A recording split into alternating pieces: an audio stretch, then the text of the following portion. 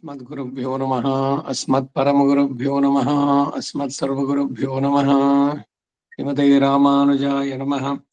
रामानुजदयापात्रं ज्ञानवैराग्यभूषणं श्रीमद्वेङ्कटनाथार्यं वन्दे वेदान्तदेशिकं लक्ष्मीनाथसमारम्भां नाथयामनमध्यमाम् अस्मदाचार्यपर्यन्तां वन्दे गुरुपरम्परां यो नित्यमच्युतपदाम्बुजयुग्मरुक्मं व्यामोहतस्तदितराणि तृणाय मेने अस्मद्गुरोर्भगवतोऽस्य दैकसिन्धोः रामानुजस्य चरणौ शरणं प्रपद्ये मातापिता युवतीस्तनया विभूतिः सर्वं यदेव नियमेन मदन्मयानाम् आद्यस्य न कुलपतेर्वकुलाभिरामं श्रीमत्तदङ्घ्रिगणं प्रणमामि मुद्दाम् भूतं सुरश्च महदाह्वयपट्टनाथ श्रीभक्तिसारकुलशेखर योगिवाहान् भक्ताङ्घ्रिरेणुपरकालेतीन्द्रमिश्रान् श्रीमत्पराङ्कुशमुनिं प्रणतोऽस्मि नित्यम्। श्रीमान् वेङ्कटनाथार्य कवितार्किककेसरी वेदान्ताचार्यवर्यो मे सन्निधत्तां सदा हृदि गुरुभ्यस्तद्गुरुभ्यश्च नमो भागमधीमहे वृणीमहे च तत्राद्यो दम्पती जगदम्पती स्वशेषभूतेन मया स्वीयैः सर्वपरिच्छदैः विधातुं प्रीतमात्मानं श्रीमान् प्रक्मते स्वयं शुक्लाम्बरधरं विष्णुं शशिवर्णं चतुर्भुजं प्रसन्नवदनं ध्यायेत् सर्वविघ्नोपशान्तिये यस्य द्विरदवक्त्राद्याः पारिषद्याः परशतं निघ्नन्ति सततं विश्वक्सेनं तमाश्रये दिव्याकारं सरोजाक्षं शङ्खचक्रगदाधरं मुकुन्दद्वारनिलयं विश्वक्सेनोपास्महे ज्ञानानन्दमयं देवं निर्मलं स्फटिकाकृतिम् आधारं सर्वविद्यानां हयग्रीवमुपास्महे व्यासं वसिष्ठनप्तारं शक्तेः पौत्रमकल्मषं पराशरात्मजं वन्दे शुकदानं तपोनिधिं व्यासाय विष्णुरूपाय व्यासरूपाय विष्णवे नमो वै ब्रह्मनिधये वासिष्ठाय नमो नमः अविकाराय शुद्धाय नित्याय परमात्मने सदैकरूपरूपाय विष्णवे सर्वजिष्णवे सम्यङ्न्याय कलापेन महता भारतेन च उपबृंहितवेदाय नमो व्यासाय विष्णवे मुनिं स्निग्धाम्बुदा भासं वेदव्यासमकल्मषं वेदव्यासं सरस्वत्या वासं व्यासं नमाम्यहम् अचतुर्वदनो ब्रह्म द्विबाहुरपरो हरिः अपाललोचनः शम्भुः भगवान् बादरायणः कृष्णं कमलवत्ताक्षं पुण्यश्रवणकीर्तनं वासुदेवं जगद्योनिं नौमि नारायणं हरिं कृष्णाय यादवेन्द्राय ज्ञानमुद्राय योगिने नाथाय रुक्मिणीशाय नमो वेदान्तवेदिने सारथ्यवर्जनस्याजो कुर्वन् गीतामृतं ददौ लोकत्रयोपकाराय तस्मै कृष्णात्मने नमः सर्वोपनिषदो गावो दोग्धा गोपालनन्दनः पार्थो वत्सः सुधीर्भोक्ता दुग्धं गीतामृतं महत् मलनिर्मोचनं पुंसां जलस्नानं दिने दिने सगद्गीताम्बसि स्नानं संसारमलमोचनं गीता कर्तव्या किमन्यैः शास्त्रविस्तरैः या स्वयं पद्मनाभस्य मुखपद्माद्विनिःसृताः सर्वशास्त्रमयी गीता सर्वतीर्थमयो हरिः सर्वदेवमयो हरिः सर्वतीर्थमयी गङ्गा सर्वधर्ममयो मनुः यस्मिन् प्रसादे सुमुखे कवयोऽपि ते ते शास्त्राण्यशासुरिह यन्महिमाश्रयाणि कृष्णेन तेन युधे स्वयमेव गीतं शास्त्रस्य तस्य सदृशं किमस्ति शास्त्रम् भीष्मद्रोणतडा जयद्रथजला गान्धार नीलोत्पला शल्यग्राहवती कृपेण वहिनी कर्णेन वेलाकुला अश्वत्थामविकर्णघोरमकरा दुर्योधनावर्तिनी सोत्तीर्णः खलु पाण्डवैरणनदी कैवर्तके केशवे नमोऽस्तु ते व्यासविशालबुद्धे पुल्लारविन्दायतपत्नेत्रायेण त्वया भारततैलपूर्णः प्रज्वालितो ज्ञानमयप्रदीपः प्रपन्नपारिजाताय तोत्रवेत्रैकपाणिये ज्ञानमुद्राय कृष्णाय गीतामृतदये नमः वसुदेवसुतं देवं कंसचाणूरमर्दनं देवकी परमानन्दं कृष्णं वन्दे जगद्गुरुं पराशर्यवचः सरोजमानं गीतार्थगन्धोत्कटं नानाख्यानकेसरं हरिकथासम्बोधनाबोधितं लोके सज्जनषट्पदैरारापि पीयमानं मुदा भूयात् भारतपङ्कजं कलिबलप्रध्वंसिन श्रेयसे मूकं करोति वाचालं पङ्गुं लङ्घयते गिरिं यत्कृपातमहं वन्दे परमानन्दमाधवम् यं ब्रह्मा वरुणेन्द्ररुद्रमरुतस्तन्वन्ति दिव्यैस्तवैः वेदैः साङ्गपदक्रमोपनिषदैः गायन्ति यं साग्गाः ध्यानावस्थिततद्गतेन मनसा पश्यन्ति यं योगिनो यस्यान्तं न विदुःसुरासुरगणा देवाय तस्मै नमः पार्थाय प्रतिबोधितां भगवता नारायणेन स्वयं व्यासेन ग्रथितां पुराणमुनिना मध्ये महाभारतम् अद्वैतामृतवर्षिणीं भगवतीम् अष्टादशाध्यायिनीम् अम्ब त्वामनसन्ददामि भगवद्गीते भवद्वेषिणीम् अष्टमयी समेत श्रीकृष्णाय परब्रह्मणे नमः। अथ श्रीमद्भगवद्गीतासु उपनिषत्सु ब्रह्मविद्यायां योगशास्त्रे श्रीकृष्णार्जुनसंवादे राजविद्या राजगुह्ययोगो नाम नवमाध्याये षष्ट्यः श्लोकः आरनेದು ಅದಕ್ಕೊಂದು ಅವತಾರಿಕೆ ಸರ್ವಸ್ಯಾಸ್ಯ ಸಸಂಕಲ್ಪ ಯತ್ತ ಸ್ಥಿತಿ ಪ್ರವೃತ್ತಿತ್ವೇ ನಿದರ್ಶನಮಾಹ ಪುಟ 1042 6ನೇ ಶ್ಲೋಕಕ್ಕೆ ಅವತಾರಿಕೆ. ಹಿಂದೆ ಪಶ್ಯಮೇ ಯೋಗಮೈಶ್ವರಂ ಎಂದು ಅರ್ಜುನನಿಗೆ ಉಪಾಸ್ಯದಲ್ಲಿ ತುಂಬಾ ಶ್ರದ್ಧೆ ಉಂಟಾಗುವುದಕ್ಕಾಗಿ ತನ್ನ ಅತಿ ಅದ್ಭುತ ಮಹಿಮೆಯನ್ನು ಹೇಳಿದ್ರು. ಅದು ಅರ್ಜುನನ ಮನಸ್ಸಿಗೆ ಚೆನ್ನಾಗಿ ಹಿಡಿಬೇಕು ಎಂಬ ಆಶಯದಿಂದ ತಾನು ಹೇಳಿದ್ದನ್ನೇ ಒಂದು ನಿದರ್ಶನದ ಮೂಲಕ ಇಲ್ಲಿ ವ್ಯಕ್ತಪಡಿಸ್ತಾರೆ ಅಂತ ತಿಳಿಸುವುದಕ್ಕಾಗಿ ಮುಂದಿನ ಶ್ಲೋಕದ ಅವತಾರಿಕೆಯನ್ನ ದಯಪಾಲಿಸ್ತಾರೆ. ಸರ್ವಸ್ಯಾಸ್ಯ ಈ ಸಮಸ್ತ ಚಿದಾತ್ಮಕ ಜಗತ್ತಿಗೂ ಸಂಕಲ್ಪ ಯತ್ತ ಸ್ಥಿತಿ ಪ್ರವೃತ್ತಿತ್ವೇ ಸರ್ವೇಶ್ವರನಾದ ತನ್ನ ಸಂಕಲ್ಪಕ್ಕೆ ಅಧೀನವಾದ ಸ್ಥಿತಿ ಪ್ರವೃತ್ತಿ ಉಂಟು ಎಂಬ ಸಂದರ್ಭದಲ್ಲಿ ನಿದರ್ಶನಮಃ ಒಂದು ಉದಾಹರಣೆ ಮೂಲಕ ವ್ಯಕ್ತಪಡಿಸಿ ಹೇಳ್ತಾರೆ. ಮುಂದಿನ ಶ್ಲೋಕದಲ್ಲಿ ಆಕಾಶದಲ್ಲಿ ವಾಯುವಿನ ಸಂಚಾರವನ್ನ ಯಥಾತಥ ಎಂಬ ಪದಗಳಿಂದ ದೃಷ್ಟಾಂತವಾಗಿ ಹಿಡಿದು ಪರಮಾತ್ಮನ ಜಗತ್ ಪ್ರವೃತ್ತಿಯಾದಿಗಳಿಗೆ ಉಪಮಾರೂಪ ದೃಷ್ಟಾಂತ ಎಂದು ಕೆಲವರು ಭಾವಿಸ್ತಾರೆ. ಆದರೆ ಇದು ಅಸಂಗತ. ಏಕೆಂದ್ರೆ ಆಕಾಶಕ್ಕೆ ವಾಯುವನ್ನು ಧರಿಸಿ ನೇಮಿಸುವ ಶಕ್ತಿ ಇಲ್ಲ.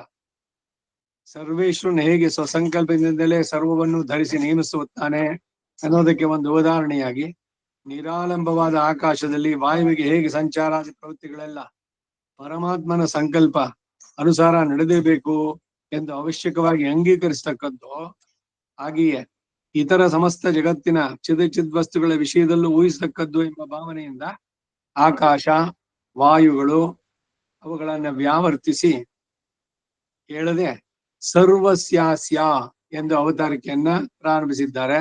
ಇದನ್ನು ಹೇಗೆ ತಿಳಿಯುತ್ತೀಯೋ ಹಾಗೆಯೇ ಮಿಕ್ಕ ಎಲ್ಲ ಸಂದರ್ಭಗಳಲ್ಲೂ ತಿಳಿ ಎಂದು ಯಥಾತಥ ಶಬ್ದಗಳು ಮೂಲದಲ್ಲಿ ಪ್ರಯೋಗಿಸಲ್ಪಟ್ಟಿದೆ ಎಂಬ ಭಾವ.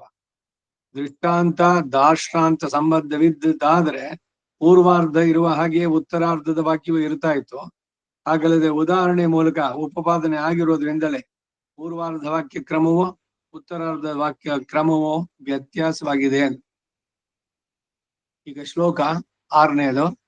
ಯಥಾಕಾಶ ಸ್ಥಿತೋ ನಿತ್ಯಂ ವಾಯು ಸರ್ವತ್ರ ಗೋ ಮಹಾನ್ ತಥಾ ಸರ್ವಾಣಿ ಭೂತಾನಿ ಮತ್ಸ್ಥಾನಿ ಇತ್ಯುಪಧಾರಯ. ಯಥ ಹೇಗೆ, ಮಹಾನ್ ಮಹತ್ತಾದ ಅಂದ್ರೆ ಮರ ಮೊದಲಾದವುಗಳನ್ನ ಕೂಡ ಕೆಳಗೆ ಉರುಳಿಸಿ ಬಿಡುವಷ್ಟು ಅಗಾಧ ಶಕ್ತಿ ಉಳ್ಳಂತಹ, ಅದರ ವೇಗವನ್ನು ತಡೆಯಲು ಯಾರಿಗೂ ಶಕ್ತಿ ಇಲ್ಲದ್ದರಿಂದ ಮಹಾನ್ ಎಂಬ ಪ್ರಯೋಗ. ವಾಯುವು ನಿತ್ಯಂ ಸದಾ ಆಕಾಶೇ ಸ್ಥಿತ ನಿರಾಲಂಬವಾಗಿರುವ ಆಕಾಶದಲ್ಲಿ ಪರಮಾತ್ಮನ ಸಂಕಲ್ಪದಿಂದಲೇ ಇರುವುದಾಗಿ ಸರ್ವತ್ರಗಃ ಆತನ ಸಂಕಲ್ಪದಿಂದಲೇ ಎಲ್ಲ ಕಡೆಯೂ ಸಂಚರಿಸುತ್ತೋ ಅಂದರೆ ಸಂಚರಿಸುತ್ತದೆ ಎಂದು ನೀನು ಊಹಿಸಲೇಬೇಕೋ ಎಂಬ ತಾತ್ಪರ್ಯ. ಯಥಾಮತ್ ಸಂಕಲ್ಪ ಇತಿ ಉಪಧಾರಯಿಸಿ ಎಂಬ ಭಾವ. ತತ ಹಾಗೆಯೇ ಸರ್ವಾಣಿ ಭೂತಾನಿ ಸಮಸ್ತ ಭೂತಗಳು ಮತ್ಸ್ಥಾನೀತಿ ನನ್ನ ಸಂಕಲ್ಪ ಮೂಲಕವಾಗಿಯೇ ಸತ್ತಾ ಸ್ಥಿತಿ ನೇಮನಾದಿಗಳನ್ನು ಹೊಂದಿ ನನಗೆ ಅಧೀನವಾಗಿವೆ ಎಂದು ಉಪಧಾರಯ ತಿಳಿ. ಅಲ್ಲಾಡದ ಹಾಗೆ ಆಕಾಶದಲ್ಲಿದ್ದ ವಾಯು ಬಹು ವೇಗವಾಗಿ ತುಂಬಾ ರಭಸದಿಂದ ದೇಶಕ್ಕೆ ಕ್ಷೋಭೆಯನ್ನು ಉಂಟು ಮಾಡುವ ಹಾಗೆ ಬೀಸಬೇಕಾದ್ರೆ ದೈವ ಸಂಕಲ್ಪದಿಂದಲ್ಲದೆ ನಡೆಯುವುದಿಲ್ಲ ಎಂದು ಹೇಗೆ ತಿಳಿತೀಯೋ ಅದೇ ರೀತಿಯಲ್ಲೇ ವಿಚಿತ್ರಗಳಾದ ಸಮಸ್ತ ಭೂತಗಳ ಸತ್ತಾ ಸ್ಥಿತಿ ಪ್ರವೃತ್ತಿಗಳಿಗೂ ನನ್ನ ಸಂಕಲ್ಪವೇ ಕಾರಣ ಎಂದು ತಿಳಿ ಎನ್ನುವ ಭಾವ. ಈ ಶ್ಲೋಕಕ್ಕೆ ರಾಮಾನುಜರ ಭಾಷ್ಯ. ಯಥಾಕಾಶೆ ಅನಾಲಂಬನೆ ಮಹಾನ್ ವಾಯುಸ್ಥಿತ ಸರ್ವತ್ರ ಗಚ್ಚತಿ ಸತು ವಾಯುರ್ನಿರಾಲಂಬನೋ ಮದಾಯತ್ತ ಸ್ಥಿತಿ ರೀತ್ಯವಶ್ಯ ಅಭ್ಯುಪಗಮನೀಯೋ ಮಯೈವ ಧೃತ ಇತಿ ವಿಜ್ಞಾಯತೆ. ಏವಮೇವ ಸರ್ವಾಣಿ ಭೂತಾನಿ ತೈಃ ಅದೃಷ್ಟೇ ಮಯಿ ಸ್ಥಿತಾನಿ ಮಯೈವ ಧೃತಾನಿ ಇತ್ಯುಪಧಾರಯ. ಯಥಾಹುಃ ವೇದವಿದಃ ಮೇಘೋದಯ ಸಾಗರ ಸನ್ನಿವೃತ್ತಃ ಇಂದೋರ್ವಿಭಾಗ ಸ್ಫುರತಾನಿ ವಾಯೋಃ ವಿದ್ಯುದ್ವಿಭಂಗೋ ಗತಿರುಷ್ಣ ರಶ್ಮೆ ವಿಷ್ಣೋರ್ವಿಚಿತ್ರ ಪ್ರಭವಂತಿ ಮಾಯಾಃ ಇತಿ. ವಿಷ್ಣೋಃ ಅನನ್ಯ ಸಾಧಾರಣಾನಿ ಮಹಾಶ್ಚರ್ಯಾಣಿ ಇತ್ಯರ್ಥಃ. ಶ್ರುತಿರಪಿ ಏತಸ್ಯ ವಾ ಅಕ್ಷರಸ್ಯ ಪ್ರಶಾಸನೆ ಗಾರ್ಗಿ ಸೂರ್ಯ ಚಂದ್ರಮಸೌ ವಿಧೃತೌ ತಿಷ್ಠತಃ. 2 ಭೀಷಾಸ್ಮಾದ್ ವಾತಃ ಪವತೆ ಭೀಷೋದೇತಿ ಸೂರ್ಯ ಭೀಷಾಸ್ಮಾದ್ ಅಗ್ನಿಶ್ಚೇಂದ್ರಶ್ಚ ಇತ್ಯಾದಿಕ. ಭಾಷ್ಯದ ಅರ್ಥ: ಈ ಶ್ಲೋಕದಲ್ಲಿ ಆಕಾಶ ವಾಯುಗಳು ದೃಷ್ಟಾಂತದಿಂದ ಪರಮಾತ್ಮನಿಗೂ ಭೂತಗಳಿಗೂ ಇರುವ ಸಂಬಂಧ ಯಥಾತಥ ಶಬ್ದಗಳಿಂದ ಹೇಳಲ್ಪಡುತ್ತೆ ಎಂಬ ಭಾವ ಸರಿಯಲ್ಲ. ಏಕೆಂದ್ರೆ ಆಕಾಶಕ್ಕೆ ವಾಯುವನ್ನ ನೇಮಿಸೋಣವೇ ಮೊದಲಾದ ಶಕ್ತಿ ಇಲ್ಲವಾದ್ದರಿಂದ, ಶ್ರೀ ವ್ಯಾಸೋಕ್ತಿ ಬಹುಗೂಢವಾದ್ದರಿಂದ ಈ ಶ್ಲೋಕಕ್ಕೆ ಸಮಂಜಸವಾದ ಅರ್ಥ ಹೇಗೆ ಅಂದರೆ, ವಾಯು ಆಕಾಶ ದೃಷ್ಟಾಂತದಲ್ಲಿ ಪರಮಾತ್ಮನ ಸಂಕಲ್ಪಾನುಸಾರ ಹೇಗೆ ಆಕಾಶದಲ್ಲಿರುವ ವಾಯುವಿನ ಪ್ರವೃತ್ತಿಯನ್ನು ಊಹಿಸಬಹುದೋ, ಹಾಗೆಯೇ ಸಮಸ್ತ ಭೂತಗಳ ಸ್ಥಿತಿ ಪ್ರವೃತ್ತಿಗಳ ಪರಮ ಪುರುಷಾಧೀನ ಎಂಬುದು ಅನ್ನ ಸುಲಭವಾಗಿ ಗ್ರಹಿಸಬಹುದು ಎಂಬ ತಾತ್ಪರ್ಯವನ್ನ ಈ ದೃಷ್ಟಾಂತದ ಮೂಲಕ ಸೂಚಿಸ್ತಾರೆ. ಅನಾಲಂಬನೆ ಆಕಾಶೆ, ಆಧಾರವೇ ಕಾಣದಿರುವ ಆಕಾಶದಲ್ಲಿ ಮಹಾನ್ ವಾಯು, ಮಹತ್ತಾದ ವೇಗವುಳ್ಳ ವಾಯುವು ಯಥಾ ಹೇಗೆ ಸ್ಥಿತಿ ಇರುವುದಾಗಿ ಸರ್ವತ್ರ ಗಚ್ಚದೆ ಎಲ್ಲ ಕಡೆಯಲ್ಲೂ ಹೋಗುತ್ತೋ ಬೀಸುತ್ತದೋ, ಇದು ಸರ್ವತ್ರ ಗಹ ಎಂಬುದರ ವ್ಯಾಖ್ಯಾನ. ವಾಯು ದೃಷ್ಟಾಂತ ಅಭಿಪ್ರಾಯವನ್ನು ಉಟ್ಪಡಿಸ್ತಾರೆ. ಸತು ವಾಯು ನಿರಾಲಂಬನ, ಆ ವಾಯುವಾದರೆ ಹೀಗೆ ಆಕಾಶದಲ್ಲಿ ಆಧಾರವೇ ಇಲ್ಲದೆ ಇರುವಿಕೆಯನ್ನು ಉಳ್ಳದ್ದಾಗಿ, ಮದಾಯತ್ತ ಸ್ಥಿತಿ, ಹೀಗೆ ಅಧೀನವಾದ ಸ್ಥಿತಿ ಉಳ್ಳದೆಂದು ಅವಶ್ಯಾಭ್ಯುಪಗಮನೀಯ, ಅವಶ್ಯಕವಾಗಿ ಒಪ್ಪಲೇಬೇಕಾಗಿ, ಮಯೈವ ಧೃತ ಇದೆ, ನನ್ನಿಂದಲೇ ಅಂದ್ರೆ ನನ್ನ ಸಂಕಲ್ಪದಿಂದಲೇ ಧರಿಸಲ್ಪಟ್ಟಿರುತ್ತೆ ಎಂದು ತೋರಿ ಬರುತ್ತೋ, ಏವಮೇವ ಅದೇ ರೀತಿಯಲ್ಲೇ ಸರ್ವಾಣಿ ಭೂತಾನಿ, ಸಮಸ್ತ ಭೂತಗಳು ತೈರದೃಷ್ಟೇ ಮಯಿ, ಅವುಗಳಿಂದ ಕಾಣಲ್ಪಡದೇ ಇರುವ ನನ್ನಲ್ಲಿ ಅಂದ್ರೆ ವಾಯುವಿನಲ್ಲಿ ಪ್ರವೃತ್ತಿಯಲ್ಲಿ ನಾನು ಹೇಗೆ ಅದೃಷ್ಟನಾಗಿದ್ರು ಅದರ ಕಾರ್ಯವು ಆಶ್ಚರ್ಯವಾಗಿ ನಡೆಯುತ್ತದೋ, ಹಾಗೆ ಅದೃಷ್ಟನಾಗಿ ಸ್ಥಿತಾನಿ ಸಂಕಲ್ಪಾಧೀನವಾಗಿರುವವುಗಳಾಗಿ, ಮಯೈವ ಧೃತಾನಿ ತ್ರಿಪದಾರ್ಯ, ನನ್ನಿಂದಲೇ ಧರಿಸಲ್ಪಡುವವೋ ಎಂದು ತಿಳಿಯೋನಾಗೋ. ಆಕಾಶ ಸ್ಥಿತ ವಾಯುವು ನಿರಾಲಂಬವಾಗಿರುವ ಹಾಗೆ ತೋರಿ ಪ್ರಬಲ ಕಾರ್ಯಗಳನ್ನು ಮಾಡುತ್ತಿರುವುದನ್ನ ಕಂಡು ಸರ್ವೇಶ್ವರ ಸಂಕಲ್ಪಾಯತ್ತವಾಗಲ್ಲವೇ ವಾಯು ಪ್ರವೃತ್ತಿಯೋ ಎಂದು ಹೇಗೆ ಊಹಿಸಲ್ಪಡುತ್ತೋ, ಹಾಗೆಯೇ ಇನ್ನೂ ಇತರ ನಿರ್ದೇಶನಗಳಲ್ಲೂ ಅವಶ್ಯ ಊಹಿಸತಕ್ಕದ್ದು ಎಂಬುದನ್ನ ಇಲ್ಲಿ ವ್ಯಕ್ತಪಡಿಸ್ತಾರೆ. ಮೂಲದಲ್ಲಿ ಇಲ್ಲದಿದ್ರೂ ಅನಾಲಂಬನೆ ಆಕಾಶ ಎಂಬ ಪ್ರಯೋಗದಿಂದ ವಾಯು ಪ್ರವೃತ್ತಿಗೆಲ್ಲ ಕಾರಣನು ಸರ್ವಕಾರಣನಾದ ನಾನೇ ವಿನಃ ಇನ್ನು ಯಾವುದು ಕಾರಣವಲ್ಲ ಅಂತ ತಿಳಿಸೋದಕ್ಕಾಗಿ 2 ರೀತಿಯಲ್ಲೂ ಇದನ್ನು ಭಾವಿಸಬಹುದು. ಮಹಾನ್ ಎಂದು ಹೇಳಲ್ಪಟ್ಟ ವಾಯುವಿನ ಮಹತ್ವಕ್ಕೂ ಕೂಡ ಸ್ವಾಮಿಯ ಸಂಕಲ್ಪವೇ ಕಾರಣ ಎಂದು ಭಾವಿಸತಕ್ಕದ್ದಾಗಿದೆ. ವಾಯುವೇ ವೃಕ್ಷ ಗೃಹಾದಿಗಳನ್ನೇ ಉರುಳಿಸಿ ಬಿಡುವಂತ ಅತ್ಯಾಶ್ಚರ್ಯವಾದ ಪ್ರವೃತ್ತಿಯನ್ನು ಹೊಂದಿರುವಾಗ, ಪಕ್ಷಿ ಮೊದಲಾದವುಗಳು ಚೇತನಗಳಿಗಾಗಿ ಆಕಾಶದಲ್ಲಿ ಸಂಚರಿಸುವ ಆಶ್ಚರ್ಯಕರವಾದ ಪ್ರವೃತ್ತಿ ಉಳ್ಳೋಣಮೋ ಕೂಡ ನನ್ನ ಸಂಕಲ್ಪದಿಂದಲೇ ಎಂದು ಊಹಿಸಬಹುದು ಎಂಬ ಭಾವ. ಯಥಾಹುರು ವೇದವಿಧ, ವೇದವಿತ್ತುಗಳು ಹೇಗೆ ಹೇಳ್ತಾರೆ ಅಂದ್ರೆ, ಇಲ್ಲಿ ವೇದವಿತ್ತುಗಳು ಎಂದು ಹೇಳಿದ್ರಿಂದ ಆಸ್ತಿಕರಾಗಿ ವೇದ ಪ್ರಾಮಾಣ್ಯವನ್ನ ಅಂಗೀಕರಿಸಿ ಪರಮಾತ್ಮ ಅಮಾತ್ಮೆಯನ್ನ ವೇದ ಮೂಲಕ ತಿಳಿದವರು ಎಂಬ ಭಾವ. ಬರೀ ವೇದಾಧ್ಯಯನವನ್ನು ಮಾತ್ರ ಮಾಡುವ ಶಕ್ತಿಯುಳ್ಳಂತಹ ವೇದವಿತ್ತುಗಳಲ್ಲ, ಸುಮ್ಮನೆ ವೇದ ಭಾರವನ್ನು ಹೊತ್ತವರು ಮಾತ್ರವೇ ಅವರು. ವೇದವನ್ನು ಧರಿತ ಗಾರ್ಧಬಹ ಅಂತ ಅರ್ಥ ಗೊತ್ತಿಲ್ಲದೆ ಬರೀ ವೇದ, ಅದಕ್ಕೆ ವೇದ ಭಾರವನ್ನು ಹೊತ್ತವರು ಮಾತ್ರವೇ ಎಂದ್ರು. ವೇದವಿತ್ ಅಂದ್ರೆ ವೇದದ ಅರ್ಥವಿತ್ತುಗಳು, ವೇದಗಳ ಅರ್ಥಗಳನ್ನ ಸರ್ವ ಸಮಂಜಸವಾಗಿ ಯಥಾರ್ಥವಾಗಿ ತಿಳಿದುವರು, ಹಾಗೆ ಅನುಷ್ಠಾನ ಪರರು ಸಹ. ಮೇಘೋದಯ, ಆಕಾಶ ನಿರ್ಮಲವಾಗಿ ಇರುವಾಗ ಏಕಾಏಕಿ ಗಾಳಿಯೊಂದಿಗೆ ಮೇಘಗಳ ಪ್ರಾದುರ್ಭಾವ, ಸಾಗರಸ ನಿವೃತ್ತಿ, ಈ ಭೂಮಿಯನ್ನೆಲ್ಲ ಮುಳುಗಿಸಿ ಬಿಡುವಷ್ಟು ಉದಕ ಸಮುದ್ರದಲ್ಲಿದ್ದು ಬಹು ಎತ್ತರವಾದ ತರಂಗಗಳಿಂದ ಘೋಷಿಸುತ್ತಾ ಬಂದು ಸಮುದ್ರ ದಡವನ್ನ ಬಂದು ಸೇರಿದ ನಂತರ ವೇಲಾತಿಕ್ರಮವನ್ನು ಮಾಡದೆ ಹಿಂತಿರುಗಿ ಹೋಗೋಣವು. ಇಂದೋರ್ ವಿಭಾಗ, ಚಂದ್ರನ ಕ್ಲಿಪ್ತವಾದ ಕ್ರಮವಾಗಿ 15 ದಿನಗಳಿಗೆ ಒಂದು ಆವರ್ತಿ ಕಲಾಕ್ಷೀಣ ದಿಶೆ ವೃದ್ಧಿ ದೇಶಗಳು, ಸ್ಫುರಿತ ನಿವಾಯೋಹೋ, ಮರ ಮನೆ ಮೊದಲಾದವುಗಳನ್ನೆಲ್ಲ ನೆಲಸಮ ಮಾಡುವ ಹಾಗೆ ಶಕ್ತಿಯುಳ್ಳ ಚಂಡಮಾರುತದ ಘೋಷವು. ಈ ಅಭಿಪ್ರಾಯ ಈ ಶ್ಲೋಕದಲ್ಲಿ ಉಪವಾದವಾಗಿದ್ದು, ವಿದ್ಯುತ್ ವಿಭಂಗ, ವಿಪರೀತ ಥಂಡಿಯಾಗಿರುವ ರಾತ್ರಿ ವೇಳೆಯಲ್ಲೂ ಪ್ರವಾಹ ರೂಪದಲ್ಲಿ ಮಳೆ ಸುರಿಯುತ್ತಿರುವಾಗ ಏಕಾಏಕಿ ಬಹಳ ದಾನಶಕ್ತಿ ಮತ್ತು ಗರ್ಜನೆಯಿಂದ ಅನೇಕ ಅನಾಹುತಗಳನ್ನುಂಟು ಮಾಡುವ ಸಿಡಿಲಿನ ಹೊಡೆತವು. ಉಷ್ಣ ರಶ್ಮಿರ್ ಗತಿ, ಸೂರ್ಯನ ಗತಿಯು, ಹಾಗೆಯೇ ಅನೇಕ ಅನಾಹುತವನ್ನುಂಟು ಮಾಡುವಂತಹ ಭೂಕಂಪ, ಅಗ್ನಿಪರ್ವತಾದಿಗಳು, ಅಗ್ನಿಪರ್ವತ, ಕಾಮನಬೆಲ್ಲು, ಗ್ರಹಣ, ಇವೆಲ್ಲವೂ ಕೂಡ ವಿಷ್ಣೋಹೋ ಸರ್ವವ್ಯಾಪಿಯಾದ ಸರ್ವಶಕ್ತನಾದ ಶ್ರೀ ಮಹಾವಿಷ್ಣುವಿನ ವಿಚಿತ್ರಾಹ ಮಾಯಾಹ ವಿಚಿತ್ರ ಸೃಷ್ಟಿ ಶಕ್ತಿಯೇ ಮೂಲವಾದ ಸಂಕಲ್ಪ ಉಳ್ಳವುಗಳು ಪ್ರಭವಂತಿ ಆಗಲು ಯೋಗ್ಯಗಳು. ಇಲ್ಲಿ ವಿಷ್ಣೋರ್ ಮಾಯಾಹ ಎಂಬುದಕ್ಕೆ ವಿಷ್ಣುವಿನ ಮಿಥ್ಯಾರೂಪವಾದ ವ್ಯಾಪಾರಗಳು ಎಂದು ಅರ್ಥ ಹೇಳಲು ಸಾಧ್ಯವಿಲ್ಲ. ವಿಷ್ಣುವಿನ ಅತ್ಯದ್ಭುತ ಚೇಷ್ಟೆಗಳು ಮಿಥ್ಯಗಳು ಅಂತ ಹೇಳಿದ್ರೆ ವಿಷ್ಣುವು ದೋಷಯುಕ್ತ ಅಂತ ಹೇಳಲಾಗುತ್ತೆ. ಸತ್ಯ ಸಂಕಲ್ಪನ ಪ್ರವೃತ್ತಿಗಳೆಲ್ಲ ಸತ್ಯವಾದುದೇ ಹೊರತು ಮಿಥ್ಯೆಯಲ್ಲ. ಆಗ ಆತನ ದಿವ್ಯ ಚೇಷ್ಟೆಗಳನ್ನು ಬೋಧಿಸುವ ಪುರಾಣ ಇತಿಹಾಸಗಳೆಲ್ಲ ಮಿಥ್ಯೆಯಾದವುಗಳು ಎಂದು ಹೇಳುವುದರಿಂದ ಅವುಗಳು ಉಪಾದೇಯವಲ್ಲ ಎಂದಾಗತ್ತೆ. ಸರ್ವವ್ಯಾಪಿಯಾಗಿ ಸರ್ವಶಕ್ತನಾದ ಸರ್ವೇಶ್ವರನ ಸಂಕಲ್ಪದಿಂದಲೇ ಎಲ್ಲ ಪ್ರವೃತ್ತಿಗಳು ಎಂಬುದಕ್ಕೆ ಮುಂದೆ ಶ್ರುತಿ ಪ್ರಮಾಣಗಳನ್ನು ಉದಾಹರಿಸ್ತಾರೆ. ಹೀಗೆ ಶ್ರುತಿಯ ಉದಾಹರಣೆಯಿಂದ ಮುಂದಿನ ಎರಡೆರಡು ಶ್ಲೋಕಗಳಲ್ಲಿ ಉಪಪಾದಿಸುವ ಅಭಿಪ್ರಾಯವನ್ನ ಸೂಚಿಸ್ತಾರೆ. ಶ್ರುತಿಯು ಕೂಡ ಈ ಅಭಿಪ್ರಾಯವನ್ನೇ ಉಪಪಾದಿಸುತ್ತೆ. ಹೇಗೆ ಅಂದ್ರೆ ಓ ಗಾರ್ಗಿಯೇ ಎಂದು ಸಂಬೋಧಿಸಿ ಯಾಜ್ಞವಲ್ಕರ್ ಹೇಳ್ತಾರೆ, ಏತಸ್ಯ ವಾ ಅಕ್ಷರಸ್ಯ, ಈ ನಾಶರಹಿತನಾದ ಪರಮಾತ್ಮನ ಪ್ರಶಾಸನೆ ಪ್ರಕೃಷ್ಟವಾದ ಆಜ್ಞೆಯಿಂದಲೇ ಇದರಿಂದ ಆತನ ಸಂಕಲ್ಪಾನುಸಾರ ನಿಯಮನವೇ ಹೇಳಲ್ಪಟ್ಟಿತು. ಸೂರ್ಯ ಚಂದ್ರಮಸೌ ವಿಧೃತೌ ತಿಷ್ಠತಃ, ಸೂರ್ಯ ಚಂದ್ರರು ಈ ಅಪ್ರತಿಹತ ಸಂಕಲ್ಪಕ್ಕೆ ಅಧೀನರಾಗಿ ವಿಧೃತೌ ತಿಷ್ಠತಃ ವಿಶೇಷವಾಗಿ ಧರಿಸಲ್ಪಟ್ಟವರಾಗಿದ್ದಾರೆ.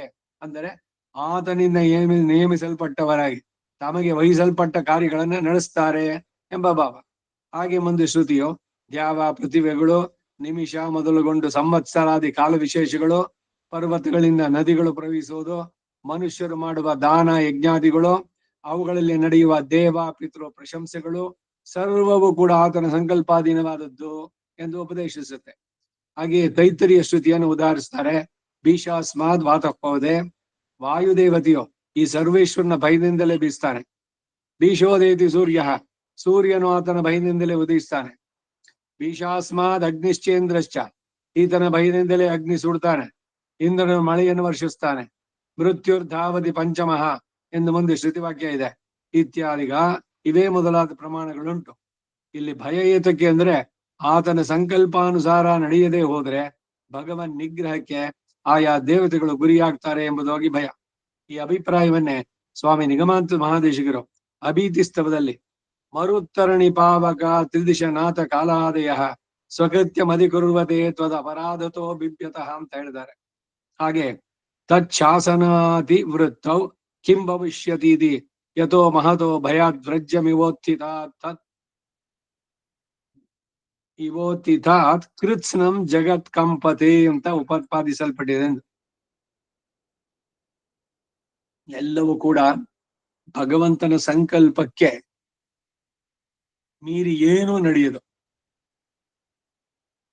ಲೌಕಿಕವಾದ ದೃಷ್ಟಾಂತಗಳನ್ನೇ ನೋಡಿದ್ರೆ ಮೇಲೆ ಈಗ ಏರೋಪ್ಲೇನ್ ಅಷ್ಟು ಎತ್ತರದಲ್ಲಿ ಹೋಗ್ತಾ ಇದೆ, 29-30 ಮೈಲಿ ಅಡಿ ಎತ್ತರ ಮೇಲೆ ಆಕಾಶದಲ್ಲಿ ಹೋಗ್ತಾ ಇದ್ದಂಗೆ ಟರ್ಬುಲೆನ್ಸ್, ಗಾಳಿಗೆ ಶೇಕ್ ಆಗೋಕ್ ಶುರುವಾಗುತ್ತೆ. ಒಳಗಡೆ ಇರೋರ್ಗೂ ಅದೆಲ್ಲ ಆ ಕ್ಷಣದಲ್ಲಿ ಏನ್ ಮಾಡ್ತಾನೆ ಪೈಲಟ್ ಅಂದ್ರೆ ಮೇಲುಗ್ ಹೋಗ್ತಾನೆ, ಇಲ್ಲ ಕೆಳಗ್ ಬರ್ತಾನೆ.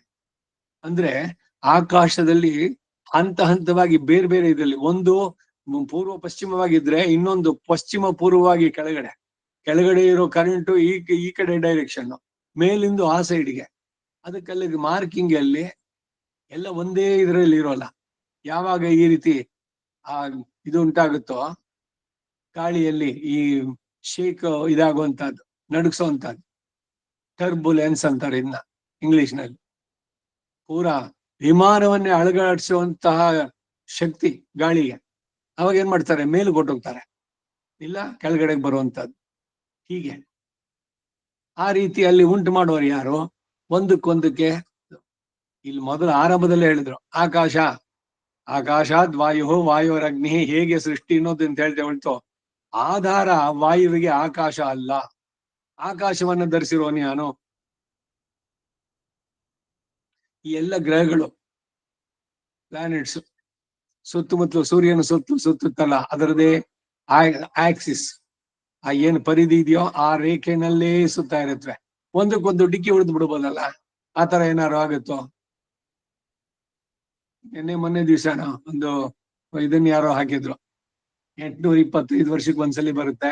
ಸೂರ್ಯ ಭೂಮಿ ಇವರುಗಳ ಮಧ್ಯದಲ್ಲಿ ಅವನ ಗುರು ಬಂದಿದ್ದಾನೆ. ಅಂದ್ರೆ ಗುರು ಬಹಳ ಹತ್ತಿರವಾಗಿದ್ದಾನೆ, ನೋಡೋದಕ್ಕೆ ಬ್ರೈಟ್ ಆಗಿರುತ್ತೆ ಅದು ಇದು ಅಂತ.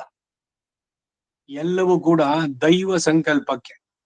ಈಗ ತಾಪತ್ರಯಗಳು ಅಧಿದೈವಿಕ ಅಂತ ಹೇಳ್ತೀವಲ್ಲ, ಇದು ದೈವದಿಂದ ಉಂಟಾಗುತ್ತೆ. ಅಗ್ನಿ ಪರ್ವತ ಸಿಡಿ ಹುಟ್ಟಿ ಬರುವಂತಹದ್ದು, ಸಮುದ್ರ ಇದ್ರದಲ್ಲಿ ಏನು ಭೂಕಂಪ ಭೂಮಿಯಲ್ಲಿ ಆಗುವಂತಹದ್ದು, ಇವೆಲ್ಲ ಹೇಗಾಗುತ್ತೆ? ಈಗ ಯಾವುದೋ ಒಂದು ಮಾರುತ ಸೈಕ್ಲೋನು ಸಮುದ್ರದ ಮಧ್ಯದಲ್ಲಿ ಒತ್ತಡ, ವಾಯುವಿನ ಒತ್ತಡ ಕಡಿಮೆ ಆಗಿ ಎಲ್ಲ ಕಡೆಯಿಂದನೂ ಗಾಳಿ ಬರೋದಕ್ಕೆ ಹೋಗಿ ಹಾಗೆ ಶುರುವಾಗುತ್ತೆ. ಈ ಸುಂಟರ ಗಾಳಿ ತರ ಅದು ಬಂದಿದ್ದು ದೊಡ್ಡದಾಗ್ತಾ ಆಗ್ತಾ ಎಲ್ಲ ಕಡೆಯಿಂದ. ಈಗ ವೆಸ್ಟ್ ಬೆಂಗಾಲ್ ನಲ್ಲಿ ಆಗಿದ್ದು, ಪಶ್ಚಿಮ ಬಂಗಾಳದಲ್ಲಿ ಆದಂತಹ ಆ ಸೈಕ್ಲೋನ್ ಎಫೆಕ್ಟ್ ನಮ್ಮ ಮೇಲೆ, ಇಲ್ಲಿಯ ಮೋಡಗಳು ಎಲ್ಲ ಸೇರ್ಕೊಂಡು ಬಿಸಿಲು ಇಲ್ದೆ ಮಳೆ, ಹಾಗೆ ಎಷ್ಟು ಪರಿಧಿ ಆವೃತ್ತಿಗೆ ಅದು ಬರುವಂತಹದ್ದು ಅಂತ. ಹೀಗೆ ಒಂದೊಂದು ಕೂಡ ಎಷ್ಟು ವಿಶಾಲವಾದದ್ದು, ಎಲ್ಲಿಂದ ಎಲ್ಲಿಗೆ ಬಂತು. ಇದನ್ನೇನೆ ಅಲ್ಲಿ ಟಾರ್ನೆಡೋಸ್ ಅಂತಾರೆ ಹೊರದೇಶಗಳಲ್ಲಿ. ಇಲ್ಲೆಲ್ಲ ನಮ್ಗೆ ಅಷ್ಟೊಂದು ಕಾಣಿಸಲ್ಲ. ಈ ಚಂಡಮಾರುತ ಸಮುದ್ರದ ಕಡೆಯಿಂದ ಬಂದಾಗ ಒಂದು ಸಲಿ ಮರ ಗಿಡ ಎಲ್ಲದನ್ನು ಕಿತ್ಕೊಂಡು ಹೋಗೋದು, ಅಲ್ಲಿ ಮಧ್ಯದಲ್ಲೇನೆ ಇಂತಾಗೋದು. ಇದಕ್ಕೆ ಕೂಡ ಹಿಂದೆ ಒಂದ್ಸಲಿ ಹೇಳಿದೆ ನಾನು, ನೆಲಮಾಳಿಗೆಯಲ್ಲಿ ಒಂದೊಂದು ರೂಮ್ ಎಲ್ಲರೂ ಕಟ್ಕೊಂಡಿರ್ಬೇಕು. ಅಲ್ಲಿ ಎಲ್ಲ ಮಾಡಿದ್ದು ಇದ್ರಲ್ಲಿ. ಹಾಗೆ ಇನ್ನು ಬೇರೆ ದೇಶಗಳಲ್ಲಿ ಸಿಮೆಂಟು, ಕಲ್ಲು, ಕಾಂಕ್ರೀಟು ಇದೆಲ್ಲ ಉಪಯೋಗಿಸೋದಿಲ್ಲ, ಬರೀ ಮರಗಳಿಂದ ಮಾಡಿರೋದು. ಯಾಕೆಂದ್ರೆ ಈ ಭೂಕಂಪ ಆದಾಗ ಎಲ್ಲವೂ ಕೂಡ ಬೀಳುತ್ತೆ, ಅದರಿಂದ ಸಾವು ನೋವು ಹೆಚ್ಚಾಗ್ಬೋದು ಅಂತ. ಈಗ ಮರದಲ್ಲಾಗಿದ್ರೆ ಅದ್ ಗಾಳಿ ಬೀಸಿದ್ರೆ ಪೂರಾ ಮನೇನೆ ಅದ್ ಎತ್ಕೊಂಡು ಹೋಗ್ಬಿಡ್ಬೋದು ಮೇಲಕ್ಕೆ ಎಲ್ಲ ಆಕಾಶದಲ್ಲಿ. ಆದ್ರೆ ಇವರಿಗೆ ಸಾವು ಗಿವು ಏನು ಆಗೋದಿಲ್ಲ. ಎಲ್ಲ ಇವರೇನೇನ್ ಇಟ್ಕೊಂಡಿರ್ತಾರೆ ಎಲ್ಲ ಹೋಗಿರ್ಬೋದು, ಅದನ್ನ ದುಡ್ಡಿನ ಮತ್ತೆ ಇದ್ ಮಾಡ್ಕೊಳ್ಬಹುದು. ಈ ರೀತಿನಲ್ಲಿ ಬರುವಂತ ಪ್ರಕೃತಿಯ ವಿಕೋಪಗಳು ಅಂತ. ಯಾಕೆ ಪ್ರಕೃತಿಗೆ ವಿಕೋಪಗಳು ಈ ತರ ಉಂಟಾಗೋದು? ಇದು ಯಾರಿಂದ ಉಂಟಾಗಿದ್ದು? ಹೀಗೆ ಒಂದೊಂದಕ್ಕೂ ಕೂಡ ಪೂರ್ಣ ಅರ್ಥ ಮಾಡ್ಕೊಂಡ್ರೆ, ಹೇಗೆ ಆಕಾಶದಲ್ಲಿ ವಾಯುವಿನ ಇದ್ರದಕ್ಕೆ ಬಂತೋ, ಯಥಾಕಾಶ ಸ್ಥಿತೋ ವಾಯು ಸರ್ವತ್ರಗೋ ಮಹಾನೆ ತಥಾ ಸರ್ವಾಣಿ ಭೂತಾನಿ. ಎಲ್ಲ ಚೇತನರು ಎಲ್ಲವೂ ಅವನ ಸಂಕಲ್ಪಕ್ಕೆ ಅಧೀನವಾಗಿರೋದು, ಭಗವತ್ ಸಂಕಲ್ಪ. ಇದನ್ನು ಸರಿಯಾಗಿ ತಿಳಿದವರು ಏನೋ ನಡೆಸ್ಬೇಕು ಅಂತ ಇದ್ದಾರೆ ಅಂತ, ಏನೋ ಭಗವತ್ ಸಂಕಲ್ಪ ಆಗ್ಬೋದು ಅಂತ ಕಾಣಿಸುತ್ತೆ. ಇವನು ಪ್ರೇರಣೆ ಕೊಟ್ಟಿದ್ಯಾರೋ, ಅದು ಸರಿಯಾಗಿ ನಡಿಬೇಕಾದ್ರೆ ಅದಕ್ಕೆ ಬೇಕಾದ ಸಿದ್ಧತೆಗಳನ್ನು ಮಾಡಿಕೊಂಡು ಅದು ಸಮರ್ಪಕವಾಗಿ ಮಾಡಿದ್ದು ಯಾರು ಇದರ ಅರಿವರಲ್ವಾ? ಅಯ್ಯೋ, ನಾನ್ ಎಷ್ಟೆಲ್ಲ ಪ್ರಯತ್ನ ಮಾಡಿದೆ ಗೊತ್ತಾ, ಇದಕ್ಕೆ ಎಷ್ಟು ಚೆನ್ನಾಗಿ ಪ್ಲಾನ್ ಮಾಡಿದ್ದೆ, ನಾನ್ ಮಾಡ್ದೆ ಅಂತಾರೆ. ಸರಿಯಾಗಿ ತಿಳಿದವರು ಹೇಳ್ತಾರೆ, ಏನೋ ಭಗವತ್ ಸಂಕಲ್ಪದಿಂದ ಎಲ್ಲ ಸಾಂಗವಾಗಿ ಅವನೇ ನಡೆಸ್ಕೊಟ್ಟ. ಇದು ಸರಿಯಾದಂತ ವಿವೇಕ. ಹಾಗಾಗಿ ಪ್ರತಿಯೊಂದು ಕೂಡ ಭಗವಂತನ ಸಂಕಲ್ಪಕ್ಕೆ ಅಧೀನವಾದದ್ದು. ಹೀಗೆಲ್ಲವೂ ಅವನಲ್ಲೇ ಅಧೀನವಾಗಿದ್ದು ಅಂದ್ರೆ ಅಂತವನಲ್ಲಿ ಕೇಶವನ್ ಹರಿಭವರ್ ಕೇಶವರ್ ಕಾಳನ್ನಿ ಯಾವರೋ ಅಂದ್ರು ಅಲ್ಲಿ ಆಳ್ವಾರ್. ಭಗವಂತನನ್ನ ಯಾರು ಅನ್ನೋದನ್ನ ತಿಳಿದ್ರೆ ಅವನ ಶಕ್ತಿ, ಅವನ ಸಾಮರ್ಥ್ಯ, ಅವನ ಸಂಕಲ್ಪ ಇದನ್ನು ತಿಳಿದ ಮೇಲೆ ಅದಕ್ಕೆ ಪ್ರತಿಯಾಗಿ ನಾವೇನಾದ್ರು ನಿಂತ್ಕೊಳ್ಳಿಕ್ಕಾಗುತ್ತೋ? ಸಹಜವಾಗಿ ತಲೆ ತಗ್ಸೋಗಂಗಾಗುತ್ತೆ. ಕೇಶವನ್ ಹರಿಭವರ್ ಕೇಶವರ್ ಕಾಳನ್ನಿ ಯಾವರು, ಆ ರೀತಿನಲ್ಲಿ ಇಲ್ಲಿ ಅದನ್ನ ಹೇಳ್ತಾ ಇದ್ದಾರೆ. ಈಗ ಮುಂದಿನ ಶ್ಲೋಕ 7ನೇ ಶ್ಲೋಕ, ಅದಕ್ಕೊಂದು ಅವತಾರಿಕೆ. ಸಕಲೇತರ ನಿರಪೇಕ್ಷಸ್ಯ ಭಗವತ್ ಸಂಕಲ್ಪಾತ್ ಸರ್ವೇಷಾಂ ಸ್ಥಿತಿ ಪ್ರವೃತ್ತಿಶ್ಚ ಉಕ್ತ ತಥಾ ತತ್ ಸಂಕಲ್ಪಾದೇವ ಸರ್ವೇಷಾಂ ಉತ್ಪತ್ತಿ ಪ್ರಳಯಾವಪಿ ಇತ್ಯಾಹ. ಭಾಷ್ಯದ ಅವತಾರಿಕೆ ಅರ್ಥ: ಸಕಲೇತರ ನಿರಪೇಕ್ಷಸ್ಯ, ತನಗಿಂತ ಬೇರೆಯಾದ ಎಲ್ಲ ವಸ್ತುಗಳ ಅಪೇಕ್ಷೆ ಏನೊಂದು ಇಲ್ಲದೆ, ಅಂದರೆ ಅವುಗಳಿಂದ ತನಗೆ ಆಗಬೇಕಾದದ್ದು ಏನೊಂದು ಇಲ್ಲದೆ ಪರಿಪೂರ್ಣ ಕಾಮನಾಗಿ ಭಗವಂತ, ಅವನಿಗೆ ಬೇರೆ ಯಾವ್ದು ಬಯಕೆಗಳೇ ಇಲ್ಲ. ಅಯ್ಯೋ, ನನ್ನ ಹತ್ರ ಇದಿರ್ಲಿಲ್ಲ, ನನಗ ಸಿಗ್ಬೇಕಾಗಿತ್ತು, ನಾನು ಯಾವಾಗ್ಲೋ ಬಯಸಿದ್ದೆ, ಈ ತರದೆಲ್ಲ ಏನಿಲ್ಲ. ಪರಿಪೂರ್ಣ ಕಾಮನಾಗಿ ಲೀಲೆಯಲ್ಲಿ ಮಾತ್ರವೇ ಇಷ್ಟ ಇರುವಂತಹ ಎಂಬ ಈ ಭಾವ, ಇಂತಹ ಭಗವಂತನ ಸಂಕಲ್ಪಾತೆ, ಸಂಕಲ್ಪದಿಂದಲೇ ಸರ್ವೇಶಾಂ ಸಮಸ್ತ ಚಿದಚಿತ್ತುಗಳು ಅವುಗಳ ಸ್ಥಿತಿ ಪ್ರವೃತ್ತಿ ಸಹ ಉಕ್ತ ಹೇಳಲ್ಪಟ್ಟಿತು. ಧಾರಣ ನಿಯಮನಗಳು ಹೇಳಲ್ಪಟ್ಟಿದ್ದರಿಂದ ನಿಯಮನಕ್ಕೆ ಒಳಪಟ್ಟ ಪ್ರವೃತ್ತಿಯು ಹೇಳಲ್ಪಟ್ಟಿತು. ಹಾಗೆಯೇ ತತ್ ಸಂಕಲ್ಪಾದೇವ, ಆ ಭಗವಂತನ ಸಂಕಲ್ಪದಿಂದಲೇ ಏವ ಎಂಬ ಅವಧಾರಣದಿಂದ ಇನ್ನು ಯಾವ ವಿಧವಾದ ಸಹಾಯವನ್ನು ಆತನು ಅಪೇಕ್ಷಿಸುವುದಿಲ್ಲ ಎಂಬ ಭಾವ. ಸರ್ವೇಷಾಂ ಸಮಸ್ತ ವಿಶ್ವದ ಚಿದಚಿತ್ತುಗಳ ಉತ್ಪತ್ತಿ ಪ್ರಳಯವಪಿ ಸೃಷ್ಟಿ ಲಯಗಳು ಕೂಡ ಉಂಟಾಗುತ್ತೆ ಇತ್ಯಾಹ ಎಂದು ಮುಂದಿನ ಶ್ಲೋಕದಿಂದ ಹೇಳುತ್ತಾರೆ ಎಂಬ ಭಾವ. ಕೆಲವರು ಇಲ್ಲಿ ಸೃಷ್ಟಿ ಲಯಗಳ ವಿಷಯ ಹಿಂದೆ 7ನೇ ಅಧ್ಯಾಯದ 6ನೇ ಶ್ಲೋಕದಲ್ಲಿ ಅಹಂಕೃತ್ಸಸ್ಯ ಜಗತಃ ಪ್ರಭವ ಪ್ರಲಯಸ್ತತ ಎಂದು ಹೇಳಲ್ಪಟ್ಟು ಈಗ ಪುನಃ ಉಪದೇಶಿಸಲು ಕಾರಣ ಏನು ಅನ್ನೋದನ್ನ ಗ್ರಹಿಸಿದೆ. ಆದ್ದರಿಂದ ಹಿಂದೆ ಹೇಳಿದ್ದುದಕ್ಕೂ ಇವೇ ಮೊದಲಾದ ಶ್ರುತಿಗಳಿಗೂ ಸಂಗತಿ ಏನು ಎಂದು ತಿಳಿಯೋದಕ್ಕೆ ನಾನಾ ವಿಧವಾಗಿ ಕ್ಲೇಶಪಟ್ಟಿರುತ್ತಾರೆ. ಕೆಲವರು ಜ್ಞಾನ ವಿಜ್ಞಾನವನ್ನು ಉಪದೇಶಿಸುವುದಕ್ಕೆ ಉಪಕ್ರಮಿಸಲು ಆರಂಭಿಸಿದ್ರು ಎಂದು ಅಭಿಪ್ರಾಯ ಪಡ್ತಾರೆ. ಆದ್ರೆ ಈಗ ಹೇಳ್ಬೇಕಾದದ್ದು ಏನು ಅಂತಂದ್ರೆ, ಅರ್ಜುನನಿಗೆ ಉಪಾಸ್ಯದಲ್ಲಿ ಶ್ರದ್ಧೆ ಉಂಟಾಗಲು ಉಪಾಸ್ಯದ ಮಹಿಮೆಯನ್ನು ಹೇಳಬೇಕಾದದ್ದು ಪ್ರಕೃತವಾಯಿತು. ತನ್ನ ಸಂಕಲ್ಪ ಮಾತ್ರದಿಂದಲೇ ವಾಯು ಹೇಗೆ ನಿರಾಲಂಬವಾದ ಆಕಾಶದಲ್ಲಿ ಸಂಚರಿಸುವ ಶಕ್ತಿಯನ್ನು ಹೊಂದಿತೋ ಹಾಗೆಯೇ ವಿಶ್ವದ ಸ್ಥಿತಿ ಕಾಲದಲ್ಲಿ ಸರ್ವಭೂತಗಳ ಧಾರಣ ನಿಯಮನಾದಿಗಳು ತನ್ನ ಸಂಕಲ್ಪ ಮಾತ್ರದಿಂದಲೇ ಅಂತ ಹೇಳಿದ್ರು. ಇಷ್ಟೇ ಅಲ್ಲ, ಇನ್ನೂ ಪರಮ ಆಶ್ಚರ್ಯವಾದ ಅದ್ಭುತವಾದ ವಿಷಯ ಉಂಟು. ಸ್ತುತಿ ಪ್ರವೃತ್ತಿಗಳು ಹೇಗೆ ನನ್ನ ಸಂಕಲ್ಪ ಯುಕ್ತವೋ ಸಂಕಲ್ಪ ಯತ್ತಂ ಅಂದ್ರೆ ನನ್ನ ಸಂಕಲ್ಪದಂತೆಯೇ, ಹಾಗೆಯೇ ವಿಶ್ವದ ಸೃಷ್ಟಿ ಲಯಗಳು ಸಹ ನನ್ನ ಸಂಕಲ್ಪಾಧೀನವಾದದ್ದು ಎಂದು ಹೇಳೋದು ಅವಶ್ಯಕ. ಇದನ್ನು ತಿಳಿಸೋದಕ್ಕಾಗಿ ಈ ಮೇಲಿನ ಅವತಾರಿಕೆಯನ್ನ ದಯಪಾಲಿಸುವುದು. ನಾವೆಲ್ಲ ಚಿಕ್ಕವರಿದ್ದಾಗ ಗುಡುಗು ಸಿಡಿಲು ಬಂತು ಅಂದ್ರೆ ಅರ್ಜುನ ಫಲ್ಗುಣ ಪಾರ್ಥ ಕಿರೀಟಿ ಶ್ವೇತವಾಹನ ಬೀಭತ್ಸು ವಿಜಯಕೃಷ್ಣ ಸವ್ಯಸಾಚಿ ಧನಂಜಯ ಅಲ್ಲೇನೋ ಮಕ್ಕಳು ಚಿಕ್ಕವರು ಭಯಪಡ್ತಾರೆ. ಅದು ಹೋಗೋದಕ್ಕಾಗಿ ಅರ್ಜುನ 10 ಹೆಸರು ಹೇಳ್ಬಿಟ್ರೆ ಇದಾಗತ್ತೆ ಅಂತ. ಅರ್ಜುನ 10 ಹೆಸರಲ್ಲಿ ಇವನ್ ಯಾರು? ನರನಾರಾಯಣ.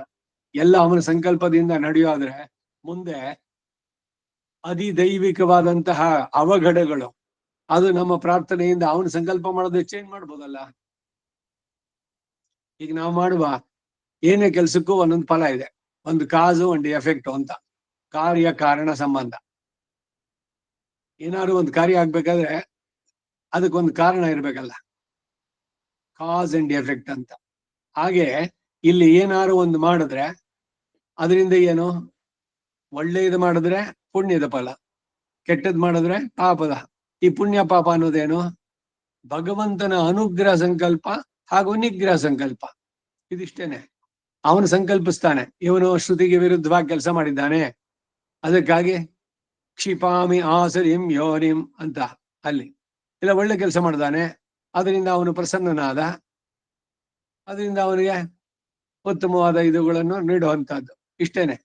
ಪುಣ್ಯ ಪಾಪ ಅನ್ನೋದೇನು ಅಂದ್ರೆ ಭಗವಂತನ ಅನುಗ್ರಹ ಸಂಕಲ್ಪ, ಅದು ಪಾಪ ಅನ್ನೋದು ಭಗವಂತನ ನಿಗ್ರಹ ಸಂಕಲ್ಪ. ಹಾಗಾಗಿ ಈಗ ಕಷ್ಟ ಇದು ಮಾಡಿದವನು ಅನುಭವಿಸಲೇಬೇಕು ಅಂತಿರೋದು. ಅಷ್ಟರಲ್ಲಿ ಇವನೇನೋ ಪ್ರಾಯಶ್ಚಿತ್ತವಾಗಿ ಭಗವಂತನಲ್ಲಿ ಪ್ರಾರ್ಥನೆ ಮಾಡಿದ್ರೆ ಅವನ ಸಂಕಲ್ಪ ಬದಲಾಯಿಸ್ಕೊಳ್ಬಹುದು ಭಗವಂತ. ಇದಕ್ಕೇನೆ ಅವ್ರಿಗೆ ಹೇಳೋದು, ನಿನ್ನ ಅರುಳ್ ಅದೊಂದಿದ್ರೆ ಸಾಕು ನನಗೆ, ನಿನ್ನ ದಯ ಒಂದಿದ್ದರೆ ಸಾಕು. ನಿನ್ನ ದಯ ಒಂದಿದ್ರೆ ನನ್ನ ಕರ್ಮಗಳೇನಾಗುದಿಲ್ಲ, ನೀನ್ ಬದಲಾಯಿಸಬಲ್ಲೆ, ನೀನು ಏನ್ ಬೇಕಾದ್ರೂ ಮಾಡಬಲ್ಲೆ. ರಾತ್ರಿಯಲ್ಲೇ ಹಗಲಿನಲ್ಲೇ ರಾತ್ರಿಯನ್ನು ಉಂಟು ಮಾಡಿದೆ.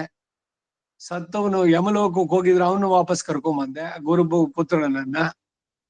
ಒಂದೇ ಎರಡೇ ನೀನ್ ಮಾಡಿದಂತಹ ಇದು ಎಲ್ಲ ಸಾಮಾನ್ಯವಾಗಿ ಈ ರೀತಿನೇ ನಡಿಬೇಕು ಅಂತ ಇರೋದಕ್ಕೂ ಕೂಡ ವಿರುದ್ಧವಾಗಿ ನಡೆಯುವಂತಹ ವಿಷಯಗಳು. ಅವನು ಮನಸ್ಸು ಮಾಡಿದ್ರೆ ಏನ್ ಮಾಡೋಕ್ಕಾಗಲ್ಲ, ಅಗಡಿತ ಘಟನಾ ಸಾಮರ್ಥ್ಯ. ಇವೆಲ್ಲ ಭಗವಂತನ ಬಗ್ಗೆ ಪೂರ್ಣವಾಗಿ ತಿಳಿದಾಗ ಏನೇ ಇದ್ರು ಕೂಡ ಭಗವಂತನ ಸಂಕಲ್ಪ. ಈ ಕರ್ಮಾಯುತವಾಗಿ ಏನೋ ರೋಗವೋ ವ್ಯಾಧಿನೋ ಮತ್ತೊಂದೋ ಅನುಭವಿಸ್ತಾ ಇದ್ದೀವಿ, ಅವನು ಅನುಗ್ರಹಿಸಿದ್ರೆ ಅದೆಲ್ಲ ಸಡನ್ ಹೋಗ್ಬಿಡ್ಬೋದಲ್ಲ. ಹೌದು, ನಾನು ತುಂಬಾ ಇಲ್ಲಿ ಸಫರ್ ಮಾಡ್ತಾ ಇದ್ದೆ, ಏನೋ ಭಗವಂತನ ಸಂಕಲ್ಪ, ಪ್ರಾರ್ಥನೆಗೆ ಫಲ ಇಲ್ಲ ಅಂತ ಹೇಳಿದ್ರೆ ಅದಕ್ಕಾಗೇನೆ ಆ ಮಾತೇ ಇಲ್ಲ. ಖಂಡಿತ ಅವನು ಪ್ರಾರ್ಥಿಸಿದಾಗ ಅನುಗ್ರಹಿಸ್ತಾನೆ. ಸೊ ನಮ್ಮ ಪ್ರಾರ್ಥನೆ ಎಷ್ಟು ತೀವ್ರವಾಗಿದೆ, ಅದು ಅವನ ಅನುಗ್ರಹಕ್ಕೆ ಎಷ್ಟು ಪಾತ್ರವಾಗಿ ಅವನ ಅನುಗ್ರಹ ನಮ್ಮ ಮೇಲೆ ಉಂಟಾದ್ರೆ ಅದನ್ನು ಕೂಡ ಪರಿಹಾರ ಮಾಡಬಲ್ಲ. ಇದೇನೇನೆ ಪ್ರಪತ್ತಿನಲ್ಲೂ ಕೂಡ ಅಷ್ಟೆ. ಇಲ್ದಿದ್ರೆ ಇಷ್ಟೆಲ್ಲ ತೀವ್ರವಾದಂತಹದ್ದು ಏನು ಅನೇಕ ಕೋಟಿ ಜನ್ಮಗಳಲ್ಲಿ ಅನುಭವಿಸಿ ಪೂರೈಸಲಾಗದಂತಹ ಪಾಪಗಳ ಹೊರೆಯನ್ನ ಕ್ಷಣ ಮಾತ್ರದಲ್ಲಿ ಪ್ರಾರಬ್ಧಂ ಪರಿಭುಜ್ಯ ಪ್ರಕ್ಷೀಣ ಕರ್ಮಾಂತರ ಎಲ್ಲ ಈ ಜನ್ಮದಲ್ಲಿ ಯಾವಾಗ ಅವನಲ್ಲಿ ಇವನು ಮನಃಪೂರ್ವಕವಾಗಿ ಶರಣಾಗತಿಯನ್ನು ಮಾಡಿದ್ನೋ ಎಲ್ಲವನ್ನು ತೆಗೆದು ಬಿಡ್ತಾನೆ ಅಂತ. ಇದೆಲ್ಲ ಹೇಗ್ ಸರಿ ಅಂದ್ರೆ ಎಲ್ಲವೂ ಸರಿನೇ. ಅದರದ್ರ ಆಕ್ಷನ್ ನಾರ್ಮಲ್ ಕೋರ್ಸ್ ನಲ್ಲಿ ಬರುವಂತಹದ್ದು ಸರಿ, ಆದ್ರೆ ಹೀಗೆ ಎಕ್ಸೆಪ್ಷನ್ ಆಗಿ ಬದಲಾಯಿಸೋದಕ್ಕೂ ಸಾಧ್ಯ.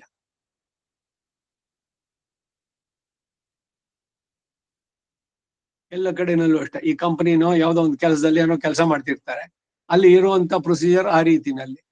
ಆದ್ರೆ ಯಾರಿಗೋ ಏನೋ ಅನಾರೋಗ್ಯವೋ ಮತ್ತೊಂದೋ ಏನೋ ಆಯ್ತು, ನಾಳೆಯಿಂದ ನೀವು ಅದನ್ನ ಮಾಡೋದ್ ಬೇಡ, ಆದ್ರೆ ಬನ್ನಿ ಅಂತ ಅಂದ್ಬಿಟ್ಟು ಇದ್ರವ್ನು ಹೇಳಿದ್ರೆ ಅದೇನು ಇವನಿಗೆ ಮಾತ್ರ ಬಿಟ್ರು ಅವ್ರಿಗೆ ಬಿಡ್ಲಿಲ್ಲ ಅಂತ ಯಾರು ಹೇಳಲಿಕ್ಕಾಗುತ್ತೇನೋ? ಅದು ಅವನ ಡಿಸಿಷನ್. ಯಾರು ಪ್ರೊಪ್ರೈಟರು ಅವನು ವ್ಯವಸ್ಥಾಪಕ, ಅವನೇನೋ ಕನ್ಸಿಡರ್ ಮಾಡ್ದ, ಹ್ಯುಮ್ಯಾನಿಟೇರಿಯನ್ ಗ್ರೌಂಡ್ಸ್ ಈ ರೀತಿ ಮಾಡ್ಬೋದಲ್ಲ. ಈಗ ಶಿಫ್ಟ್ಗಳಿದೆ, ಬೆಳಗ್ಗೆ ಮಾರ್ನಿಂಗು ಮಧ್ಯಾಹ್ನ ಸಾಯಂಕಾಲ ಇದೆಲ್ಲ. ಅದರಲ್ಲಿ ಯಾರಿಗೋ ಏನೋ ಮಾಡೋಕ್ಕಾಗೋಲ್ಲ, ಅದು ವೈದ್ಯರು ಇದೆಲ್ಲ ಹೇಳಿದ್ದಾರೆ, ಆ ರೀತಿ ನೀವು ಹೆಚ್ಚಿಗೆ ಹೊತ್ತು ರಾತ್ರಿಯಲ್ಲಿ ಎದ್ದಿರಬಾರ್ದು ಅಂತ ಏನಾದ್ರು ಹೇಳಿದ್ದು ಅದ್ರದ್ದಾಯ್ತು ಅಂತಂದ್ರೆ ಆಲ್ ರೈಟ್, ಅವ್ರಿಗೆ ಬರೀ ಮಾರ್ನಿಂಗ್ ಶಿಫ್ಟ್ ಮಾತ್ರ ಹಾಕೊಡಿ. ಯಾರು ಡಿಸೈಡ್ ಮಾಡೋರು ಇದು? ಹೀಗೆ ಭಗವಂತನು ಕೂಡ ಇವರಿವ್ರ ಕರ್ಮಾಯತ್ವಾಗಿ ಕೊಟ್ಟಿದ್ದಾನೆ ನಾರ್ಮಲ್, ಅದ್ರದ್ದೇನೆ ನಾವು ಪ್ರಾರಬ್ಧ ಇದ್ರಂತೆನೆ ಈ ಪಶು ಪತ್ನಿ ಸುತ ಆಲಯ ಎಲ್ಲ. ಆದ್ರೆ ಇಲ್ಲಿ ನಮ್ಮ ಪ್ರಾರ್ಥನೆ ಮಾಡಿದಾಗ ಆ ಪ್ರಾರ್ಥನೆಯಿಂದ ಅವನು ಪ್ರೀತನಾದರೆ ಅವನ ಅವನ ಸಂಕಲ್ಪವನ್ನು ಅವನೇ ಬದಲಾಯಿಸಬಲ್ಲ. ನೀನ್ ಯಾಕೆ ಚೇಂಜ್ ಮಾಡ್ಕೊಂಡೆ ಅಂತ ಯಾರು ಅವನನ್ನು ಕೇಳೋಕ್ಕಾಗಲ್ಲ. ಇದು ಪೂರ್ಣವಾಗಿ ಭಗವಂತನ ಈ ಜಗದ್ ವ್ಯಾಪಾರ ಹೇಗೆ ಅನ್ನೋದನ್ನ ತಿಳಿಯುವಂತ ವಿಷಯ.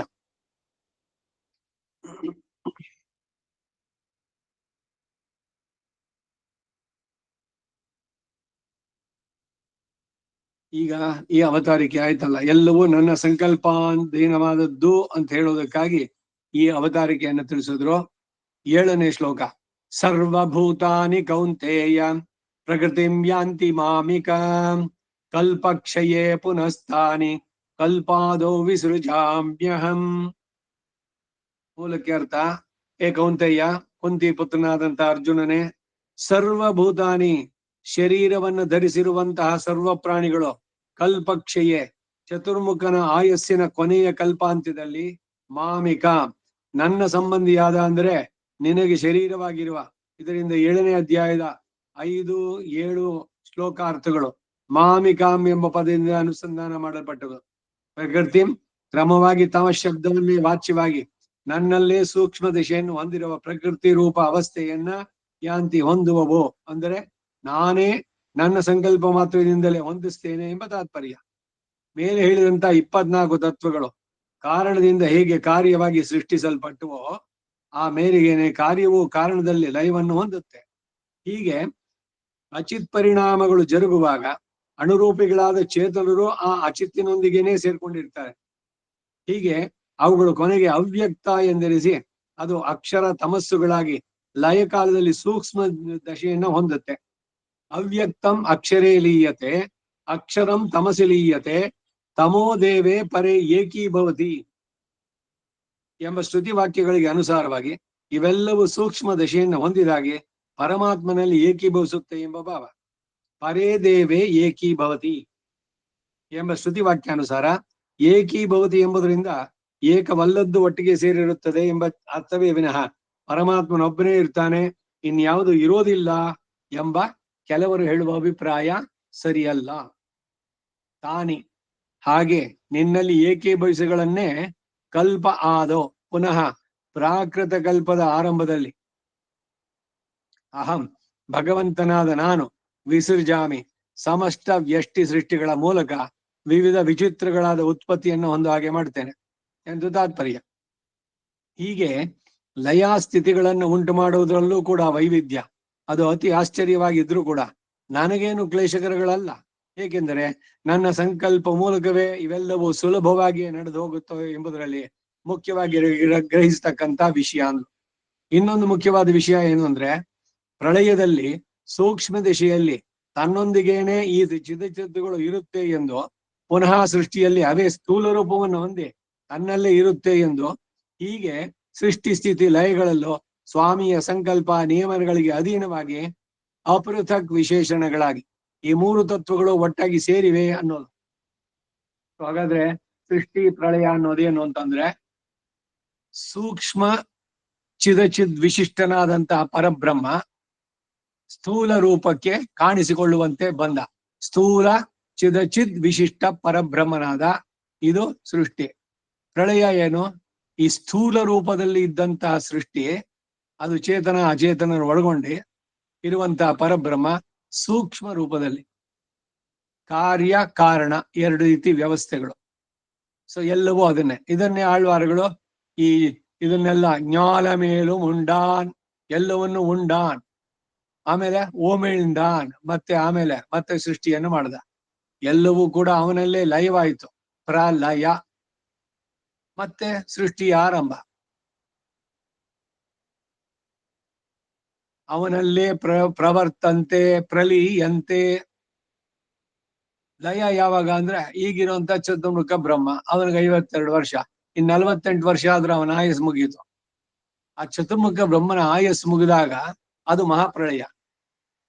ಅವನು ಇಲ್ಲ ಅಲ್ಲಿ, ಎಲ್ಲವೂ ಕೂಡ ನೀರಿನಲ್ಲೇ ಇತ್ತು, ಪ್ರಳಯ ಜಲದಲ್ಲಿ.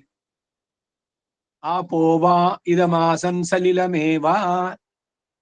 ಹಾಗಿದ್ದಾಗ ಇದ್ದಂತಹ ಈ ವಿಸ್ತಾರವಾದಂತಹ ಚತುರ್ದಶ ಭುವನಾತ್ಮಕ ಮಂಡ, ಅದನ್ನೆಲ್ಲ ತನ್ನ ಸೂಕ್ಷ್ಮ ರೂಪದಲ್ಲಿ ತನ್ನ ಉದರದಲ್ಲೇ ಇಟ್ಕೊಂಡು ಅದನ್ನ ರಕ್ಷಿಸಿ ಪುನಃ ಉಮಿಳ್ದಿ ಮತ್ತೆ ಎಲ್ಲವನ್ನು ಮಾಡ್ಬೇಕಾದ್ರೆ ಲೋಕಗಳನ್ನೆಲ್ಲ ಉಂಟು ಮಾಡ್ದ.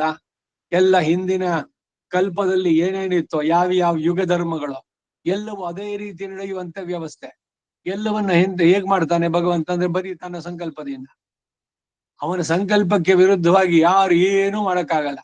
ತೇನ ವಿನಾ ತೃಣಾಗ್ರಮಪಿ ನಚರತಿ ಅನ್ನೋದಲ್ಲಿ ಅವನ ಸಂಕಲ್ಪ ಇಲ್ದಿದ್ರೆ ಯಾವುದೂ ನಡೆಯೋಲ್ಲ, ಯಾರು ಎಷ್ಟೇ ಪ್ರಯತ್ನ ಪಟ್ರು ಕೂಡ. ಹಾಗಾದ್ರೆ ಎಲ್ಲವನ್ನು ಅವನೇ ಮಾಡ್ಲಿ ಅಂದ್ರೆ, ಚೇತನನಾಗಿದ್ದಾನೆ, ಮನುಷ್ಯ ಶರೀರ ಕೊಟ್ಟಿದ್ದಾನೆ, ವಿವೇಕವನ್ನು ಕೊಟ್ಟಿದ್ದಾನೆ, ಯಾವುದು ಸರಿ ಯಾವುದು ತಪ್ಪು ಅನ್ನುವಂತ ಅರಿವು ಇದು ಮನುಷ್ಯನಿಗೆ. ಅದನ್ನೇ ಬುದ್ಧಿ ಹೇಳುವಂತದ್ದು. ಅದನ್ನ ಉಪಯೋಗಿಸಿಕೊಂಡು ಯಾವುದನ್ನ ನಾಡ್ಬೇಕು ಯಾವುದನ್ನ ಮಾಡಬಾರ್ದು ಅನ್ನೋದಕ್ಕೆ ಶಾಸ್ತ್ರಜ್ಞಾನ, ಅದರ ಯಥಾರ್ಥವನ್ನು ತಿಳಿದು ಆಚರಿಸಿದ್ರೆ ಈ ವಿಲ್ ಬಿ ರಿವಾರ್ಡೆಡ್. ಎಲ್ರೂ ಅವನಿಂದಾನೇ ಉಂಟಾದವರು, ಎಲ್ಲ ಅವನಲ್ಲೇ ಸೇರೋದು. ಹಾಗಿದ್ದಾಗ ನಮ್ಮ ಪ್ರಾರ್ಥನೆ ಯಾಕೆ ಸಪರೇಟ್ ಆಗಬೇಕು ಮೋಕ್ಷಕ್ಕೆ ಅಂತ? ಅವನೇ ಮಾಡ್ಕೊಳ್ಳಿ, ಅವನಿಗೆ ಗೊತ್ತಿಲ್ವಾ? ಈ ರೀತಿ ಮಾತಾಡುವಂತವ್ರು ಇದ್ದಾರಲ್ಲ, ಬೇರೆ ಬೇರೆ ಅಭಿಪ್ರಾಯಗಳು. ಯಾಕೆ ಪ್ರಪಂಚ ಮಾಡ್ಕೊಳ್ಬೇಕು? ನೀವೊಂದು ಎಂಜಲ್ ಎಲೆ ತರ ಬಿದ್ದಿರ್ಬೇಕು, ಅವನ್ ಸಂಕಲ್ಪ ಮಾಡಿದಾಗ ಅದು ಎಲ್ಲ ನಿಮ್ ಪ್ರಯತ್ನದಿಂದ ಆಗ್ಬಿಡುತ್ತೋ? ಖಂಡಿತ ನಮ್ ಪ್ರಯತ್ನದಿಂದ ಆಗೋಲ್ಲ. ಆದ್ರೆ ನೀವು ಬೇಡದೆ ಇದ್ರೆ ಅವ್ನು ಕೊಡ್ಬೇಕು ನಿಮಗೆ. ಸರ್ವ ಮೋಕ್ಷ ಪ್ರಸಂಗಾತ್. ಎಲ್ರಿಗೂ ಹಾಗಾದ್ರೆ ಮೋಕ್ಷ ಕೊಡ್ಲಿ. ಎಲ್ರಿಗೂ ಮೋಕ್ಷ ಸಿಕ್ಕಿದ್ಯೋ? ಯಮೇ ವೈಶವೃಣತೆ ತೇನ ಲಭ್ಯ ಅಂದ್ರು. ಯಾರನ್ನ ಭಗವಂತ ಆರಿಸ್ಕೊಳ್ತಾನೋ ಅಂತವರಿಗೆ ಅವನು ಲಭ್ಯ. ಹಾಗಾದ್ರೆ ಯಾರನ್ನೋ ಕೆಲವರನ್ನ ಆರಿಸ್ಕೊಂಡು ಕೆಲವರನ್ನ ಬಿಟ್ರೆ ಎಲ್ರು ಅವನಿಂದಾನೇ ತಾನು ಉಂಟಾಗಿರೋದು. ಅವನನ್ನ ನಿಷ್ಪಕ್ಷಪಾತಿ ಅಂತ ಹೆಂಗ್ ಹೇಳ್ತೀರಿ? ಅದರಿಂದ ಈ ಶಾಸ್ತ್ರ ಸ್ಮೃತಿ ನಿತ್ಯ ನೈಮಿತ್ತಿಕ ಕರ್ಮಗಳು ಇವೆಲ್ಲ ಅವಶ್ಯಕವಾಗಿ ನಡೆಸಲೇಬೇಕಾದದ್ದು. ವಿದ್ಯುಕ್ತವಾದ ಕರ್ಮಗಳನ್ನು ಬಿಟ್ರೆ ಏನಾಗತ್ತೆ?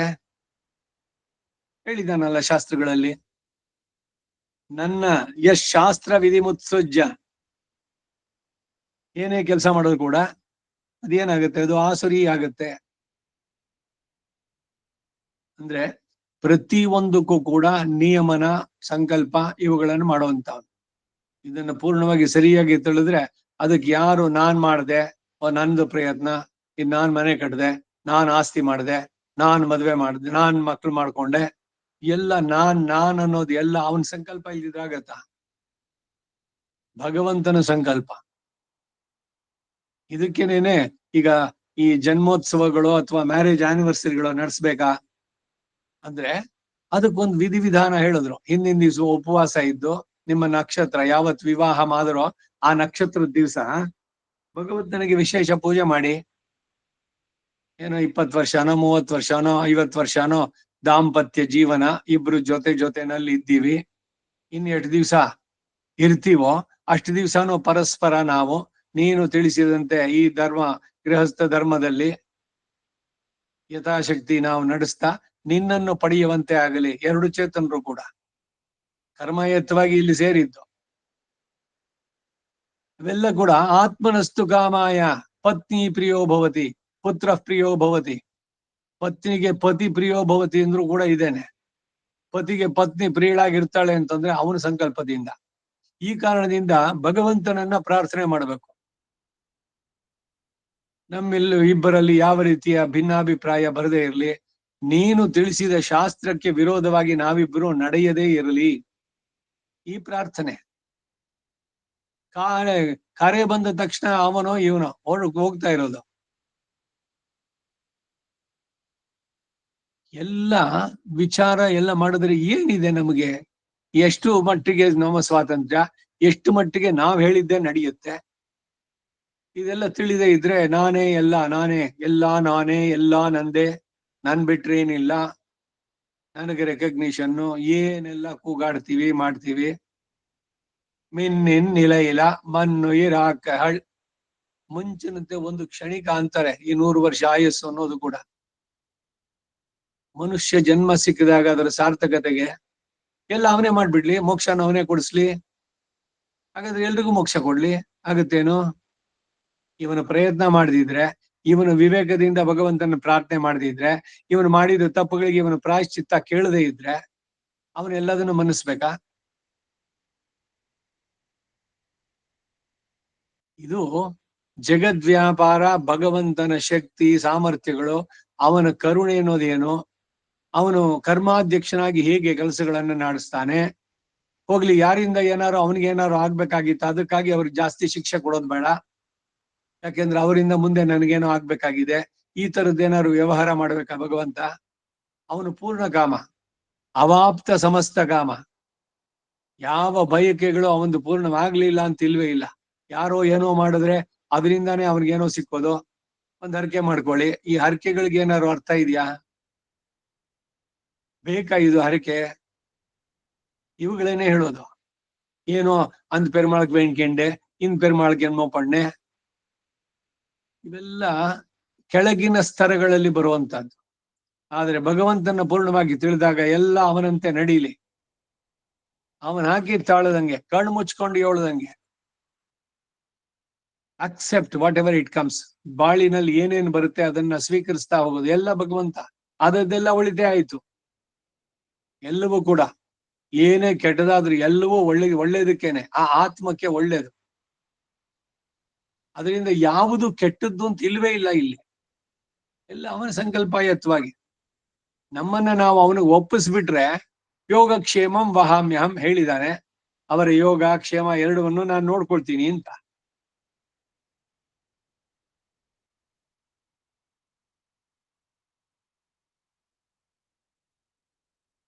ಸೃಷ್ಟಿಯ ಕ್ರಮ, ಕಲ್ಪದ ಆದಿ, ಆ ಕಡೆನ ಇವಾಗ ಈ ಕಲ್ಪ ಅಂದ್ರೆ ಏನು ಅದೆಲ್ಲ ಎಲ್ಲ ಬಹಳಷ್ಟಲ್ಲಿ ಹೇಳಿದ್ಯಲ್ಲ. ಬ್ರಹ್ಮನ ಒಂದು ಹಗಲು, ಈ ಎಲ್ಲ 30 ಕಲ್ಪಗಳು, ಅಷ್ಟೇ ಪ್ರಮಾಣ ರಾತ್ರಿ ಆ ಕಲ್ಪದ ಇದಕ್ ಬರ್ಬೇಕಾದ್ರೆ.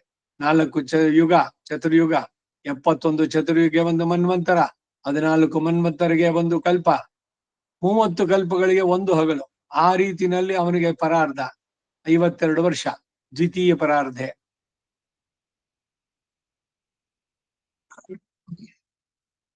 ಹೀಗೆ ಲಯ ಸೃಷ್ಟಿಗಳನ್ನ ಉಂಟು ಮಾಡೋದ್ರಲ್ಲೂ ಕೂಡ ವೈವಿಧ್ಯ ಅತಿ ಆಶ್ಚರ್ಯವಾಗಿದ್ರು ಕೂಡ ನನಗೇನು ಅದು ಕ್ಲೇಶಕರವಲ್ಲ ಅಂತಾರೆ. ಯಾಕೆ ಇದೆಲ್ಲ ಮಾಡ್ಬೇಕು ಭಗವಂತ?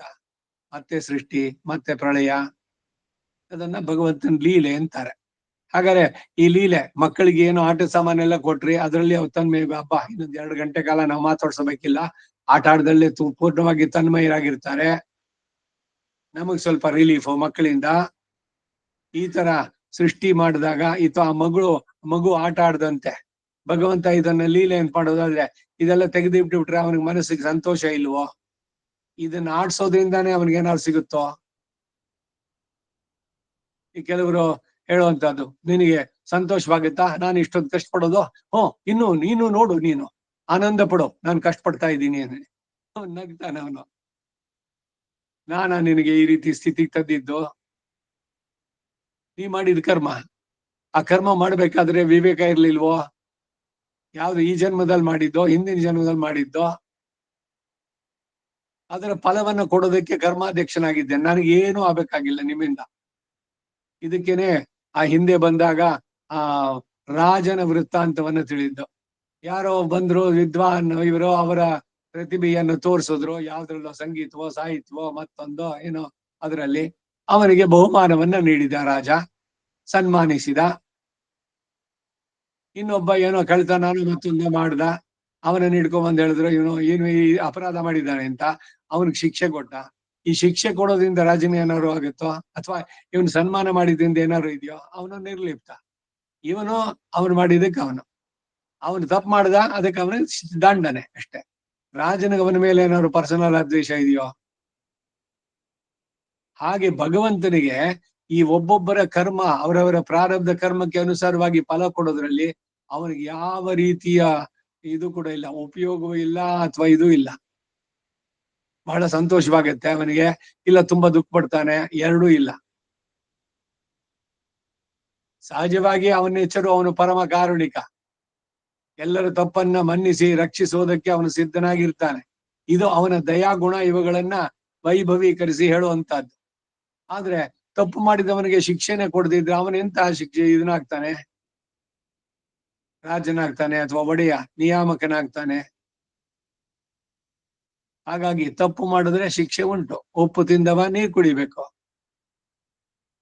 ಅದನ್ನ ಅತಿಕ್ರಮಿಸಿದವನಿಗೆ ಸಹಜವಾಗಿ ಬರುತ್ತೆ.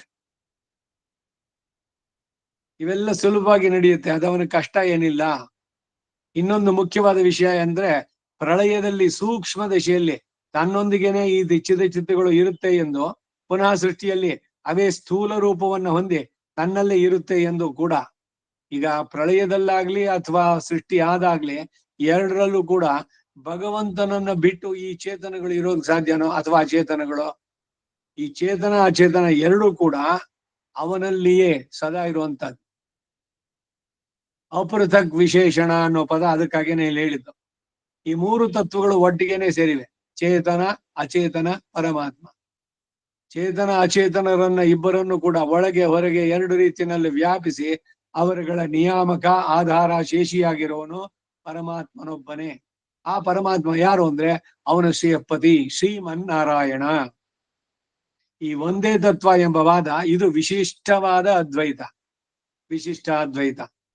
ಭೋಕ್ತ ಭೋಗ್ಯಂ ಪ್ರೇರಿತಾರಂಚ ಮತ್ವಾ, ಶ್ವೇತಾಶ್ವತರ ಉಪನಿಷತ್ತು 1:12. ಕ್ಷರಾತ್ಮಾನೋ ಈಶತೆ ದೇವ ಏಕಃ 1:10 ಶ್ವೇತಾಶ್ವತರ ಉಪನಿಷತ್ತು ಇತ್ಯಾದಿ ಶ್ರುತಿಗಳಲ್ಲಿ ಹೇಳಿರೋ ಹಾಗೆ ಇದನ್ನಿರಸ್ತ. ಒಂದೇ ತತ್ವ ಎಂಬ ವಾದ ಅವರುಗಳೇ ಒಪ್ಪಿಕೊಂಡಿರುವಂತಹ ಸತ್ ಖ್ಯಾತಿವಾದಕ್ಕೂ ಪರಮ ವಿರೋಧ. ಏಕೆಂದರೆ ಒಂದೇ ತತ್ವಾದ ಆತ್ಮವಾದ ಜಡ ಪ್ರಕೃತಿ, ಅಜಡ ಪ್ರಕೃತಿಯೋ ಮಿಥ್ಯೆಯಾದ ಜಡ ಪ್ರಕೃತಿಯಾಗಿ ಹೇಗೆ ಆಯಿತು ಎಂಬ ಪ್ರಶ್ನೆಗೆ ಉತ್ತರ ಇಲ್ಲ. ಅದ್ವೈತ ಹೇಳ್ತಾರಲ್ಲ, ಬರೀ ಅದ್ವೈತ ಆದ್ರೆ ಈ ಚೇತನ ಅಚೇತನ ಏನು ಇಲ್ಲ ಅಂತಾರೆ. ಬ್ರಹ್ಮ ಒಂದೇ ಸತ್ಯ, ಜಗತ್ತು ಸುಳ್ಳು, ಆ ಬ್ರಹ್ಮವೇ ನೀನಾಗಿದ್ದೀಯ. ಹಾಗಾದಾಗ ಬೇರೆ ಆತ್ಮ ಅಂತ ಇಲ್ವೇ ಇಲ್ಲ, ಇರೋದೊನ್ನೇನೆ, ಯಾವ್ದೋ ಪರಮಾತ್ಮ ಒಬ್ಬನೇನೆ. ಅದು ಅವರ ಮಾತು, ಅದೆಲ್ಲ ಹೇಗ್ ಸರಿಯಾಗುತ್ತೆ ಅಂತಾರೆ. ಅದ್ವೈತದ ನಿರಸನ. ಈಗ ಈ 7ನೇ ಭಾಷ್ಯಕ್ಕೆ 7ನೇ ಶ್ಲೋಕಕ್ಕೆ ರಾಮಾನುಜರ ಮಾತು ಭಾಷ್ಯ. ಸ್ಥಾವರ ಜಂಗಮಾತ್ಮಕಾನಿ ಸರ್ವಾಣಿ ಭೂತಾನಿ ಮಾಮಿಕಾಂ ಮಚ್ಚರೀರಭೂತಾಂ ಪ್ರಕೃತಿಂ ತಮಶಬ್ದವಾಚ್ಯಾಂ ನಾಮರೂಪ ವಿಭಾಗ ಅನರ್ಹಾಂ ಕಲ್ಪಕ್ಷಯೇ ಚತುರ್ಮುಖ ಅವಸಾನ ಸಮಯೇ ಮತ್ಸಂಕಲ್ಪಾದ್ಯಾಂತಿ ತಾನ್ಯೇವ ಭೂತಾನಿ ಕಲ್ಪಾದೌ ಪುನಃ ವಿಸರಾಮ್ಯಹಂ ಯತಾಹ ಮನಃ ಒಂದು ಆಸೀದಿದಂ ತಮೋಭೂತಂ ಸೌವಿಧ್ಯಾಯ ಶರೀರತ್ ಸ್ಯಾತ್ ಶರೀರತ್ಸ್ವಾತ್ ಇತಿ ಶ್ರುತಿರಪಿ 2. ಯಸ್ಯಾವ್ಯಕ್ತಂ ಶರೀರಂ 3. ಅವ್ಯಕ್ತಂ ಅಕ್ಷರೇ ಲೀಯತೆ ಅಕ್ಷರಂ ತಮಸಿ ಲೀಯತೆ ತಮ ಆಸೀತ್ ತಮಸಾ ಗೂಢಮಗ್ರೇ ಪ್ರಕೇತಂ ಇತಿ ಚ. ಇವೆಲ್ಲ ಉದಾಹರಣೆಗಳನ್ನು ಹೇಳ್ತಾರೆ ಭಾಷ್ಯದಲ್ಲಿ. ಭಾಷ್ಯದ ಅರ್ಥ: ಸರ್ವಭೂತಾನಿ ಅಂದರೆ ಸ್ಥಾವರ ಜಂಗಮಾತ್ಮಕಾನಿ, ವೃಕ್ಷಾದಿಗಳೇನು, ಓಡಾಡುವ ಪ್ರಾಣಿಗಳೇನೋ, ಇವೇ ಮೊದಲಾದ ಸಮಸ್ತ ದೇಹಯುಕ್ತ ಚೇತನ ವರ್ಗವೋ ಕೂಡ ಮಾಮಿಕ ನನ್ನ ಸಂಬಂಧವಾದ, ಅಂದರೆ ಮತ್ ಶರೀರಭೂತ ಯಸ್ಯ ತಮಶರೀರ ಎಂದು ಬೃಹದಾರಣ್ಯಕ ಉಪನಿಷತ್ತು 5:7-13 ಹೇಳಿರುವ ಹಾಗೆ ನನಗೆ ಶರೀರವಾಗಿರುವ ಪ್ರಕೃತಿ. ಚರಾಚರಾಣಿ ಸರ್ವಾಣಿ ಸರ್ವಂ ಭಗವದ್ವಪುಃ. ಈ ಚರ ಅಚರವಾಗಿರುವ ಸಮಸ್ತವೂ ಕೂಡ ಭಗವಂತನಿಗೆ ಶರೀರ ಅನ್ನೋ ಪಾತ್ರ.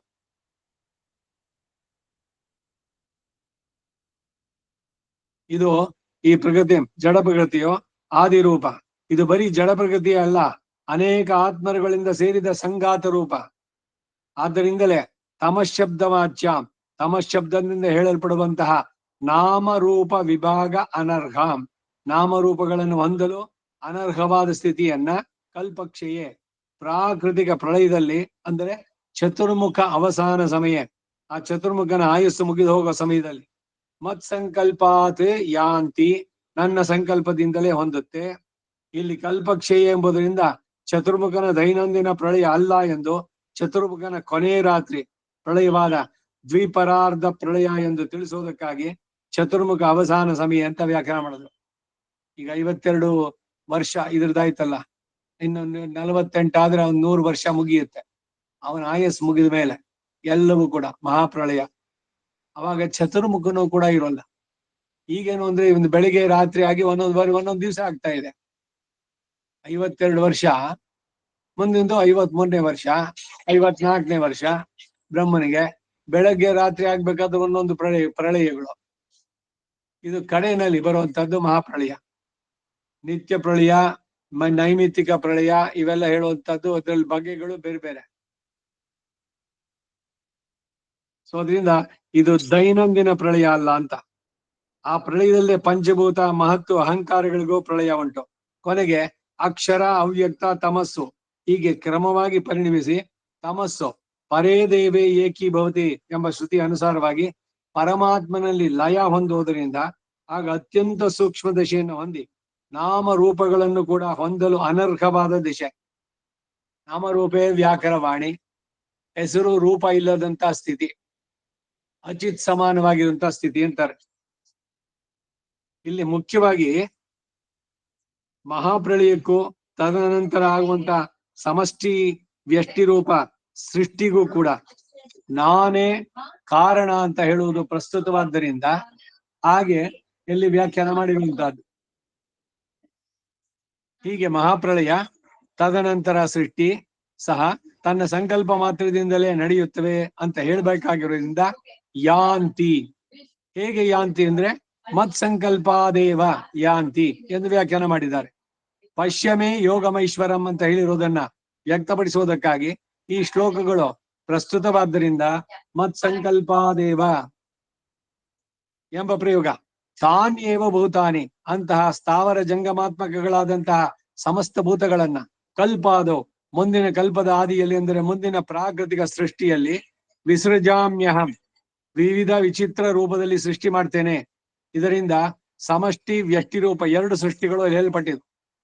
ಸರ್ವೇಶ್ವರನಲ್ಲಿ ಏಕೀಭವಿಸಿದ್ದ ಪ್ರಗತಿಯು ತಮಸ್ಸು, ಅಕ್ಷರ, ಅವ್ಯಕ್ತಗಳು, ಮಹದಹಂಕಾರ, ಇವುಗಳ ಪಂಚತನ್ಮಾತ್ರೆ, ಪಂಚಭೂತಗಳು, ಏಕಾದಶ ಇಂದ್ರಿಯಗಳು, ಹೀಗೆ 24 ತತ್ವಗಳು ಎಲ್ಲ ಅವಸ್ಥೆಯಲ್ಲೂ ಜೀವನೊಂದಿಗೆ ಸೇರಿ 25 ತತ್ವಗಳು ಉಂಟಾಗುತ್ತೆ. ಅನಂತರ ಪಂಚೀಕರಣಾದಿಗಳಿಂದ ಅಂಡ ಸೃಷ್ಟಿ ಉಂಟಾಗಿ ವಿಷ್ಣುವಿನ ನಾಭಿಕಲದಿಂದ ಚತುರ್ಮುಖ ಉಂಟಾಗ್ತಾನೆ.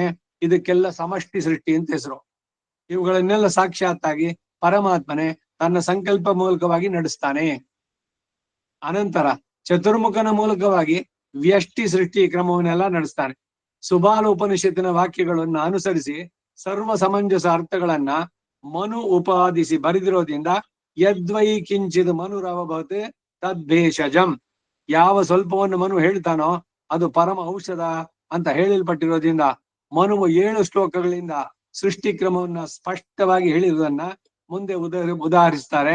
ಯಥಾಹ ಮನುಹು, ಮನು ಹೇಳಿದ್ದು ಏನಂತಂದ್ರೆ, ಯಾರು ಮನು? ಮನುಸ್ಮೃತಿಯನ್ನು ಬರೆದವನು, ಮನು ಧರ್ಮ, ಮನ್ವಂತರಗಳು, ಇವೆಲ್ಲ ಮತ್ತೆ ನೆನೆಸ್ಕೊಳ್ಳಿ. ಎಲ್ಲ ಏನು? ಕಲಿಯುಗದ ಪ್ರಮಾಣ 4,32,000, ಅದಕ್ಕೆ ಡಬ್ಬಲ್ 8,64,000 ದ್ವಾಪರ, 3 ಪಟ್ಟು 12 ಲಕ್ಷ, 4 ಪಟ್ಟು 16 ಲಕ್ಷ ಕೃತಿಯುಗ, ಇವೆಲ್ಲ ಸೇರಿದ್ರೆ 1 ಚತುರ್ಯುಗ. 71 ಚತುರ್ಯುಗ ಆದ್ರೆ 1 ಮನ್ವಂತರ. ಒಂದೊಂದು ಮನುಗೆ, ಮನ್ವಂತರಕ್ಕೂ ಒಬ್ಬೊಬ್ಬ ಅಧಿಪತಿ ಉಂಟು. ಹಾಗೆ ಸ್ವಯಂಭ ಮನು ಅವನು ಬರೆದ ಇದೆಲ್ಲ ಮನುಸ್ಮೃತಿ ಅನ್ನೋದು ಅಂತ. ಮನುಷ್ಯ ಅನ್ನೋನು ಎಷ್ಟು ದಿವಸ ಭೂಮಿ ಮೇಲೆ ಇರ್ತಾನೋ ಅಷ್ಟು ದಿವಸಕ್ಕೂ ಅದು ಅನ್ವಯ. ಯಥಾ ಯಥಾ ಮನುರವದತೆ ಯತ್ಕಿಂಚಿತ್ ಮನುರವದತೆ ಅದು ತದ್ ಭೇಷಜಂ ಅಂತ ಹೇಳುವಂತದ್ದು. ಯಥಾಹ ಮನೋಹೋ ಯಾವ ಶ್ಲೋಕದಲ್ಲಿ ಅಂದ್ರೆ ಆಸೀದಿದಂ ತಮೋಭೂತಂ ಎಂಬ ಶ್ಲೋಕ ಮೊದಲು, ಸೋಭಿಧ್ಯಾಯ ಶರೀರತ್ ಸ್ವಾದ ಎಂಬ ಶ್ಲೋಕಗಳು. ಆ 7 ಶ್ಲೋಕಗಳು ಯಾವ್ದು ಅನ್ನೋದನ್ನು ಕೊಡ್ತಾ ಇದ್ದಾರೆ ನೋಡಿ. ಇವಾಗ ಸೃಷ್ಟಿಯ ಕ್ರಮಕ್ಕೆ ಹೋಗಿ ಮನುಸ್ಮೃತಿನಲ್ಲಿರುವಂತಹ 7 ಶ್ಲೋಕಗಳು, ಆ ಶ್ಲೋಕಗಳ ಅರ್ಥ ಎಲ್ಲವೂ ಕೂಡ ಈಗ ಈ ಸೃಷ್ಟಿಯ ಕ್ರಮ ಚೆನ್ನಾಗಿ ತಿಳಿದ್ರೆ ಏನು ಅಂತಂದ್ರೆ, ಎಲ್ಲಕ್ಕೂ ಕಾರಣಕರ್ತ ಭಗವಂತ. ಅವನಲ್ಲಿ ಶರಣಾದ್ರೆ ಖಂಡಿತ ಶರಣಮಾನ ತನದಾಳ್ ಶರಣಮಾಹುಂ ತನದಾಳ್ ಅಡೆಂದಾರ್ಕೆಲ್ಲ ಮರಣಮಾನಾಲ್ ವೈಗುಂದಂ ಕೊಡಕೊಂಪಿರ. ಯಾವುದಕ್ಕೂ ನಾವು ತಲೆಗೆಡ್ಸ್ಕೊಳ್ಬೇಕಾಗಿಲ್ಲ. ಅವನ ಮನಸ್ಸು ಮಾಡಿದ್ರೆ ಏನ್ ಬೇಕಾದ್ರೂ ಮಾಡಬಲ್ಲ. ನೀನ್ ಒಲಿದರೆ ಕೊರಡು ಕೊನರುವುದಯ್ಯ, ನೀನ್ ಒಲಿದರೆ ಬರಡು ಹಯನಹುದಯ್ಯ. ಆಂಡಾವನ್ ಕಾಣ್ಬೋದೋರ್ ಅರುಳೆನ ಕರುಳದಿಯೇನ್ ವೇಂಡೇನ್ ಮನೆ வாழ்க்கையை. ಇವತ್ತು ತಿರುಮಂಗಿ ಆಳ್ವಾರ್ದು ತಿರುವಿಣ್ಣಹರ್ ಮೇಯವನೇ. ಗಜೇಂದ್ರ ಕರೆದಿದ ತಕ್ಷಣ ಆ ತ್ವರೆಯಿಂದ ಓಡಿ ಬಂದು ರಕ್ಷಿಸಿದೆ ಅನ್ನೋದನ್ನ ಕೇಳಿ ನಾನು ಉನ್ನ ಎಡೆಯಿಂದೇನ್ ಅರಂಗ ತರವಣೆ ಪಳ್ಳಿಯಾನೆ. ಶ್ರೀರಂಗದಲ್ಲಿ ನಾಥನನ್ನು ಅಥವಾ ಯಾವ ದಿವ್ಯಕ್ಷೇತ್ರಗಳು ಅದರಲ್ಲಿ ನಾನು ಯಾಕೆ ನಿನ್ನನ್ನ ಬಂದು ಸೇರಿದೆ, ನಾನ್ ಏನ್ ಒಂದ್ ಅಡೆಯಿಂದೇನ್ ಅಡಿಯಾರ್ಕೆನ್ ಆಳ್ಕೊಂಡರುಳೆ. ಇವರೆಲ್ಲ ಕೇಳ್ಬೇಕಾದ್ರೆ ಹೇಳ್ತಾರೆ ಎಲ್ಲವೂ ಕೂಡ ನಿನ್ನ ಸಂಕಲ್ಪದಂತೆ ಆಗೋದು. ನೀನ್ ಸ್ವಲ್ಪ ಮನಸ್ಸು ಮಾಡಿಯ. ಲೌಕಿಕವಾಗಿ ಏನೋ ಈಗ ಯಾರ ಹತ್ರನೋ ಏನೋ ಕೆಲಸ ಆಗ್ಬೇಕು ನೋಡಿ, ಏನೋ ಸ್ವಲ್ಪ ನೀವು ದಯವಿಟ್ಟು ಮನಸ್ಸು ಮಾಡಿದ್ರೆ ಏನೋ ನಾವು ಉದ್ಧಾರ ಆಗ್ತೀವಿ. ದಯವಿಟ್ಟು ಸ್ವಲ್ಪ ನೀವು ಮನಸ್ಸು ಮಾಡಬೇಕು ಈ ವಿಷಯದಲ್ಲಿ. ಏನೋ ಅವನ ಸರ್ವಜ್ಞ, ಅವನ ಹತ್ರ ಹೋಗಿ ಹೇಳ್ಬೇಕಾದ್ರೆ ನೀನು ಇಂದ್ರ ಚಂದ್ರ ದೇವೇಂದ್ರ ಸ್ಕೂಲ್ಗೆ ಅಡ್ಮಿಷನ್ ಆಗ್ಬೇಕಾಗಿದೆ. ಆ ಪ್ರಿನ್ಸಿಪಾಲ್ ಹತ್ರ ಹೋದ್ರೆ ಅಯ್ಯೋ ನನ್ನ ಕೈನಲ್ಲೆಲ್ಲ ಇಲ್ಲ ಅಂತ. ನೋಡಿ ಆ ಬೋರ್ಡ್ ಇದೆ, ಅವ್ರಿಗಳಿದ್ದಾರೆ ಸೆಕ್ರೆಟರಿ, ಇವರೆಲ್ಲ ಮೆಂಬರ್ಸು. ಸರಿ, ಅವ್ರ ಮನೆಗೆ ಹೋಗಿ ಅದಕ್ಕೆ ಹೇಗೆ ಆ ಬೋರ್ಡ್ ಮೆಂಬರ್ ಅಥವಾ ಮೇನ್ ಸೆಕ್ರೆಟರಿನೋ ಪ್ರೆಸಿಡೆಂಟ್ ಅವ್ರ ಹೆಂಡತಿ ಯಾರ ಜೊತೆ ಪರಿಚಯ, ಅವರಿಂದ ಪರಿಚಯ ತಗೊಂಡು ನೋಡಿ ಇವ್ರು ನಿನ್ನೆ ವಾಕಿಂಗ್ ನಲ್ಲಿ ಸಿಕ್ಕಿದ್ರು ಅವ್ರು ಯಾರೋ ಬರ್ತಾರ ಅಲ್ಲಿ ಮಾತಾಡ್ಸೋಣ ಬನ್ನಿ ಅಂತ ಅವ್ರ ಜೊತೆಗೆ. ಆಮೇಲೆ ಅವ್ರ ಮನೆಗೆ ಬಂದ್ರು, ಏನ್ರಿ ಈ ಅಡ್ಮಿಷನ್ ಅದು ಇದೆಲ್ಲ ಮನೆಗೆಲ್ಲ ತರಬೇಡ್ರಿ, ಅಲ್ಲಿ ಆಫೀಸ್ಗೆ ಬನ್ನಿ ಅಂತ ಇವ್ರು ಒಂದೇ ಸಲ ಜೋರಾಗಿ ಹೇಳಿದ್ರೆ ಒಳಗಡೆಯಿಂದ ಬರ್ತಾರೆ ಅಮ್ಮ ಅವರು. ಅವರು ನಮ್ಗೆ ಇವತ್ತು ವಾಕಿಂಗ್ ಇದ್ರಲ್ಲಿ ಸಿಕ್ಕಿದ್ರು, ಅವ್ರ ಪರಿಚಯ ಆಯ್ತು, ಏನೋ ಅವ್ರ ಮಗಳಿಗೆ ಒಂದ್ ಸ್ವಲ್ಪ ನೋಡಿ.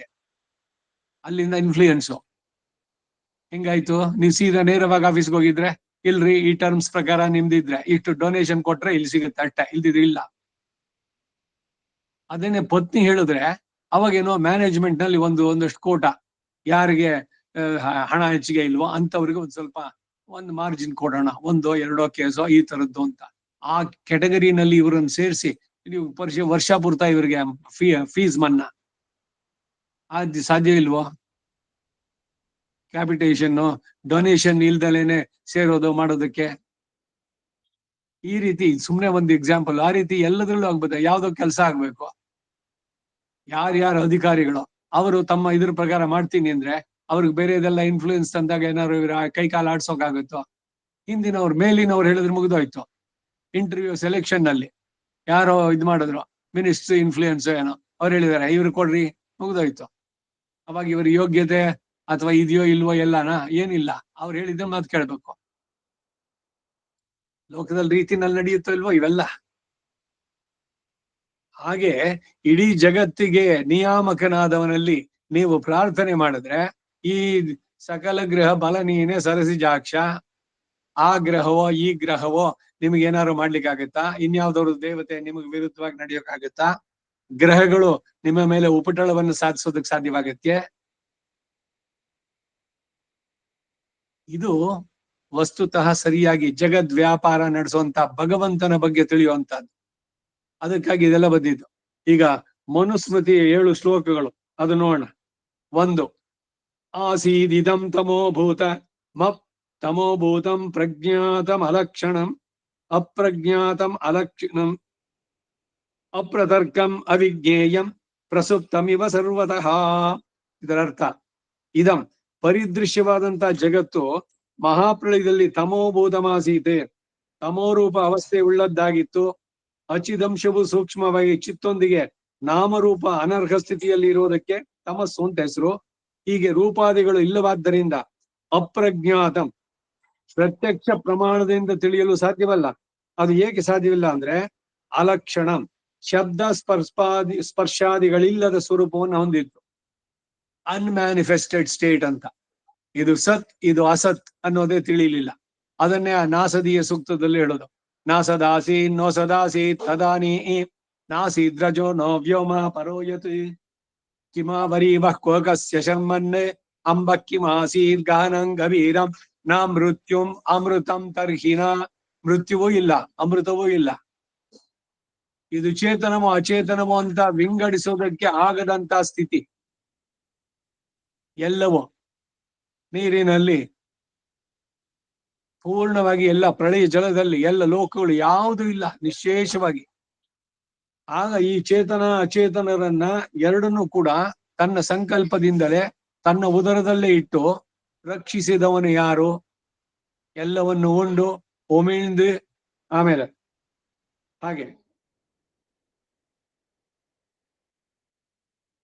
ಶಬ್ದ ಸ್ಪರ್ಶ ಈ ರೀತಿ ಎಲ್ಲ ಬೇರೆ ಪಂಚ ಇವುಗಳೆಲ್ಲ ಇರ್ಲಿಲ್ಲ. ಹಾಗಾದ್ರೆ ಊಹಿಸಿ ತಿಳಿಬಹುದು ಅಂತಂದ್ರೆ ಅದು ಸಾಧ್ಯವಿಲ್ಲ. ಅಪ್ರತರ್ಕ್ಯಂ ಅಂದ್ರು, ಅನುಮಾನ ಪ್ರಮಾಣದಿಂದಲೂ ತಿಳಿಯಲು ಸಾಧ್ಯವಿಲ್ಲ. ಹಾಗೆ ಪ್ರತ್ಯಕ್ಷ ಅನುಮಾನಗಳಿಗೆ ಅವುಗಳಿಂದ ಜ್ಞೇಯವಲ್ಲದೆ ಇದ್ರೆ ಪರಮಾತ್ಮನೊಂದಿಗೆ ಸ್ವರೂಪೈಕ್ಯವನ್ನು ಹೊಂದಿತ್ತು ಇಲ್ಲ, ಎಲ್ಲ ಇದೇ ಭಗವಂತನೇ ಆಗ್ಬಿಡ್ತು. ನೋಡಿ, ಇಲ್ಲಿ ಸ್ವರೂಪೈಕ್ಯ ಆಗೋಕ್ ಸಾಧ್ಯ ಇಲ್ಲ. ಐಕ್ಯ ಅಂದ್ರೆ ಏನು? ಈಗ ಹಾಲಿನಲ್ಲಿ ಸಕ್ಕರೆ ಸೇರೋಯ್ತು ಅಂತ ಸಪರೇಟ್ ಮಾಡ್ತಿರೋ?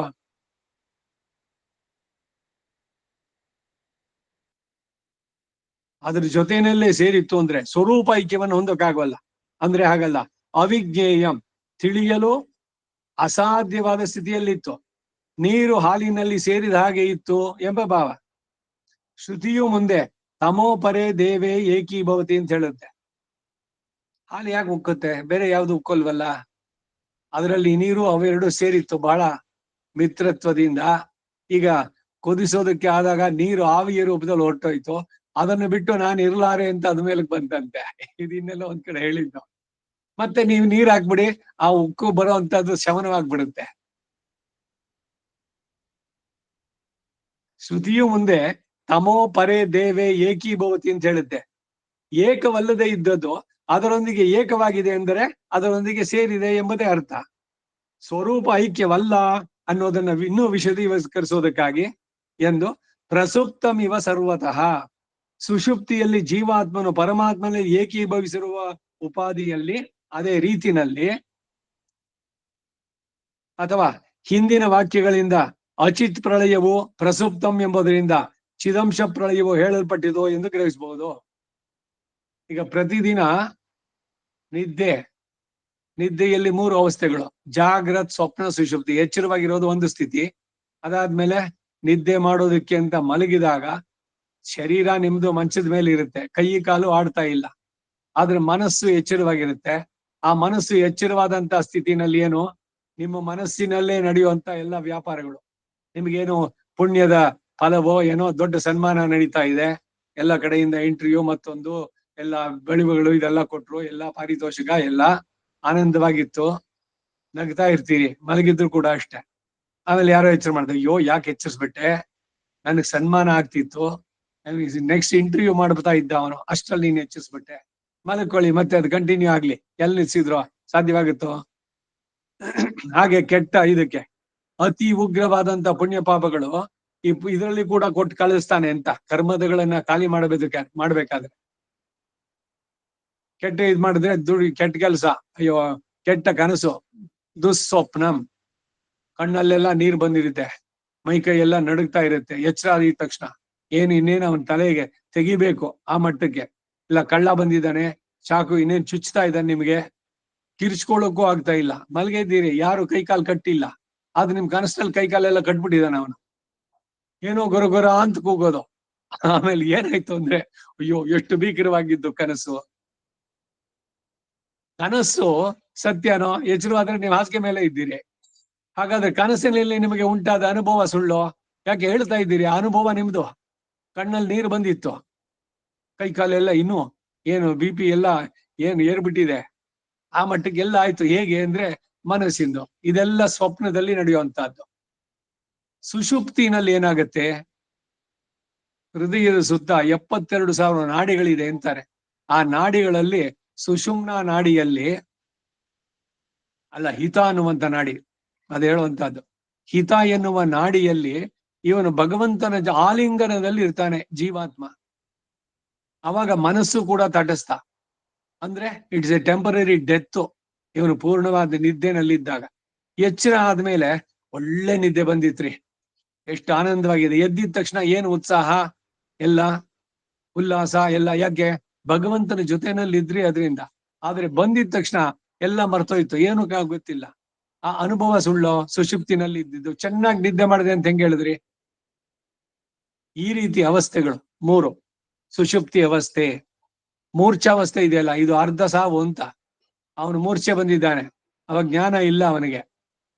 ಮತ್ತೆ ವಾಪಸ್ ಜ್ಞಾನ ಬಂದ್ರೆ ಬದುಕದ, ಹೋಗ್ಬಿಟ್ರೆ ಕೋಮಾ ಸ್ಟೇಜು, ಉಸಿರಾಡುತ್ತಿರುವ ಶವ ಅವಾಗಷ್ಟೇ ಅವನು.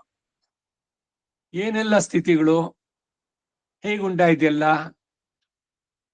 ನಾವು ಈ ಭೂತ ಶುದ್ಧಿ ಕ್ರಮ ಅಂತ ಮಾಡ್ತೀವಿ ಭಗವದ್ ಆರಾಧನೆಗೆ ಮೊದಲು.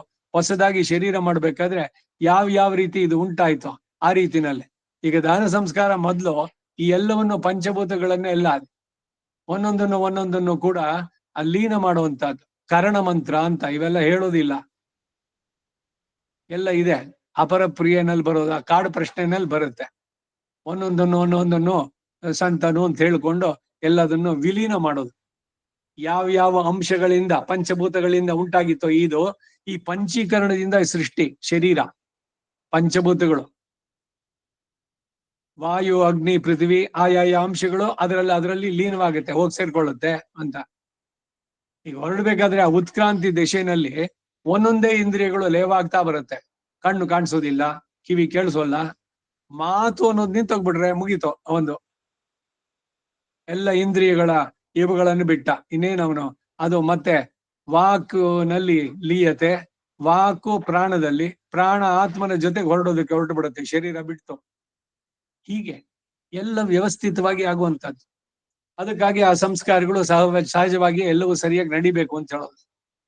ಯಾವ್ಯಾವ್ದ್ರಲ್ಲಿ ಲೀನವಾಗಬೇಕೋ, ಅದಕ್ಕೆ ಏನೇನು ಮಂತ್ರಗಳಿದೆಯೋ ಆ ಮಂತ್ರಗಳಿಂದ ಅದನ್ನ ಮಾಡಿದಾಗ ದತ್ವತೆ ಸ್ವಾಹ, ದಂತಗಾಯ ಸ್ವಾಹ ಇತಿ ಶರೀರ ಹೋಮಾಂಜುಹೋತಿ ಪಿತೃಲೋಕಮೇವ ಯಜಮಾನೋ. ಅವರೊಂದೇ ಪಿತೃಲೋಕವನ್ನ ಇಲ್ಲಿ ಇವನು ಸುಟ್ಟು ಬಿಟ್ರೆ ಅಲ್ಲಿ ಅವನು ಹಂಗೆ ಹೇಳ್ತಾನೆ ಅಂತಂದ್ರೆ ಎಲ್ಲದು ಇದೆ ಪ್ರೊಸೀಜರ್, ವೇದದಲ್ಲಿ ಹೇಳಿದೆ. ಆ ರೀತಿ ನಡೆಸಿದ್ರೆ ಆಗತ್ತೆ, ಸಿಗುತ್ತೆ ಅವರುಗಳಿಗೆ ಆಯಾಯ ಲೋಕಗಳು ಇದೆಲ್ಲ ಅಂತ.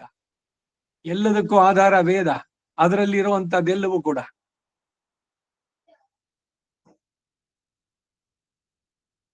ಎರಡನೇ ಶ್ಲೋಕ.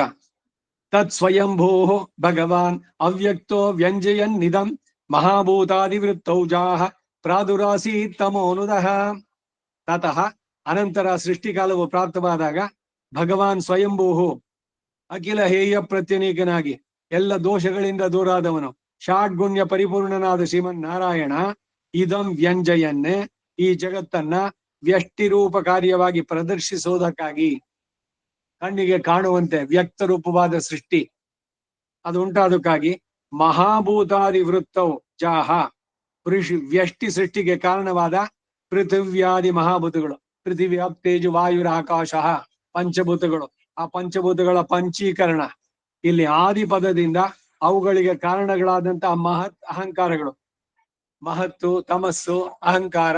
ಆ ಅಹಂಕಾರ 3 ಭಾಗ, ಸಾತ್ವಿಕ, ರಾಜಸ, ತಾಮಸ. ಅವುಗಳಿಂದ ಉಂಟಾದದ್ದೇನು ಎಲ್ಲ ವ್ಯವಸ್ಥಿತವಾಗಿದೆ. ಸಾಂಖ್ಯ ತತ್ವ ಇದು ಎಲ್ಲ ಹೇಳೋದು 24 ತತ್ವಗಳನ್ನು ಹೇಳ್ಬೇಕಾದ್ರೆ ಅವುಗಳಲ್ಲಿ ಪ್ರವರ್ತಿದೆ ಸಂಕಲ್ಪ ಜ್ಞಾನ ರೂಪ ತೇಜಸ್ಸುಳ್ಳವನಾಗಿ. ಅದಕ್ಕಾಗಿ ತಮೋನುದಃ, ತಮಸ್ಸನ್ನ ಅಂದ್ರೆ ಚಿದಚಿತ್ತುಗಳನ್ನ ತನ್ನ ಸಂಕಲ್ಪದಿಂದ ವಿಭಾಗವನ್ನು ಹೊಂದುವ ಹಾಗೆ ಪ್ರೇರಿಸಿದವನಾಗಿ. ಅವ್ಯಕ್ತ ಪ್ರಾದುರಾಸೀತೆ, ಅವ್ಯಕ್ತ ಶರೀರಕನಾಗಿ ಅಂದ್ರೆ ಚಿದಚಿತ್ ಶರೀರಕನಾಗಿ ಆವಿರ್ಭವಿಸಿದ. 3ನೇ ಶ್ಲೋಕ ಮನುಸ್ಮೃತಿದು. ಯೋ ಸಾವತಿ ಇಂದ್ರಿಯ ಗ್ರಾಹ್ಯ ಸೂಕ್ಷ್ಮೋ ವ್ಯಕ್ತಾತ್ ಸನಾತನಃ ಸರ್ವಭೂತಮಯೋ ಚಿಂತ್ಯ ಸಯೇಷ ಸ್ವಯಂ ಉದ್ಭವೌ. ಯೋಸೌ ಯಹ ಅಸೌ, ಯಾವ ಈ ಪರಮಾತ್ಮನು ಅತೀಂದ್ರಿಯ ಗ್ರಾಹ್ಯ, ಇಂದ್ರಿಯಗಳಿಂದ ಗ್ರಹಿಸಲು ಸಾಧ್ಯವಿಲ್ಲದವನಾಗಿ, ಅದಕ್ಕೇನೆ ಅವನು ಮಣ್ಣವರ್ಕಂ ವಿಣ್ಣವರ್ಕಂ ಅರಿಯಾದವನಂದ್ರೆ ಅವನು ಇಲ್ವೇ ಇಲ್ಲ ಅಂತಲ್ಲ, ತಿಳಿಯೋದಕ್ ಸಾಧ್ಯವಿಲ್ಲ. ಇವೆಲ್ಲ ಲಿಮಿಟೇಷನ್ಸ್. ನಮ್ ಕಣ್ಣು ಕಾಣಿಸುತ್ತೇನೋ ಈ ಗಾಳಿನಲ್ಲಿ ಇವಾಗ ಬ್ಯಾಕ್ಟೀರಿಯಾಸ್ ಇದೆ ಅಂತ, ಅದನ್ನೇ ಒಂದು ಇದು ಮೈಕ್ರೋಸ್ಕೋಪ್ ಇದನ್ನ ಹಾಕೊಂಡು ನೋಡಿ, ಅದ್ರಲ್ಲಿ ಕಾಣಿಸುತ್ತೆ, ಇಲ್ಲಿ ಕಾಣಿಸೋಲ್ಲ. ಶಬ್ದ ಇದೆಯೇನು ಇಲ್ಲಿ? ಏನು ಕಾಣಿಸಲ್ವಲ್ಲ, ಎಲ್ಲ ಕಾಮಾಗಿದೆ ಇದಾಗಿದೆ. ಅಂದ್ರೆ ಒಂದು ಟ್ರಾನ್ಸಿಸ್ಟರ್ ಆನ್ ಮಾಡಿ, ಸಿಲೋನೋ ಅಥವಾ ಇನ್ಯಾವುದೋ ಕರಾಚಿನೋ ಯಾವ್ಯಾವ್ದೋ ವಿಶ್ವದ ಯಾವ್ದೋ ಸ್ಟೇಷನ್ಗಳು ಅದೆಲ್ಲ ಬರುತ್ತೆ. ಹೇಗೆ ಅಂದ್ರೆ ಆ ಧ್ವನಿ ತರಂಗಗಳನ್ನ ಇದು ಗ್ರಹಿಸಿ ನಮಗ್ ಕೊಡುತ್ತೆ. ಹಾಗೆ ಮಹರ್ಷಿಗಳಾದವರು ವೇದ ಅದು ಯೂನಿವರ್ಸ್ ನಲ್ಲಿ ಇರುವಂತಹದ್ದು, ಅದನ್ನ ಇವರು ಮಂತ್ರ ದ್ರಷ್ಟಾರರಾಗಿ ಅವುಗಳನ್ನು ಅಧಿಕರಿಸಿದ್ರು, ಅವುಗಳನ್ನ ನಮಗೆ ನೀಡಿದ್ರು ಮಹರ್ಷಿಗಳೆಲ್ಲ. ಹೀಗೆ ಒಂದೊಂದು ಕೂಡ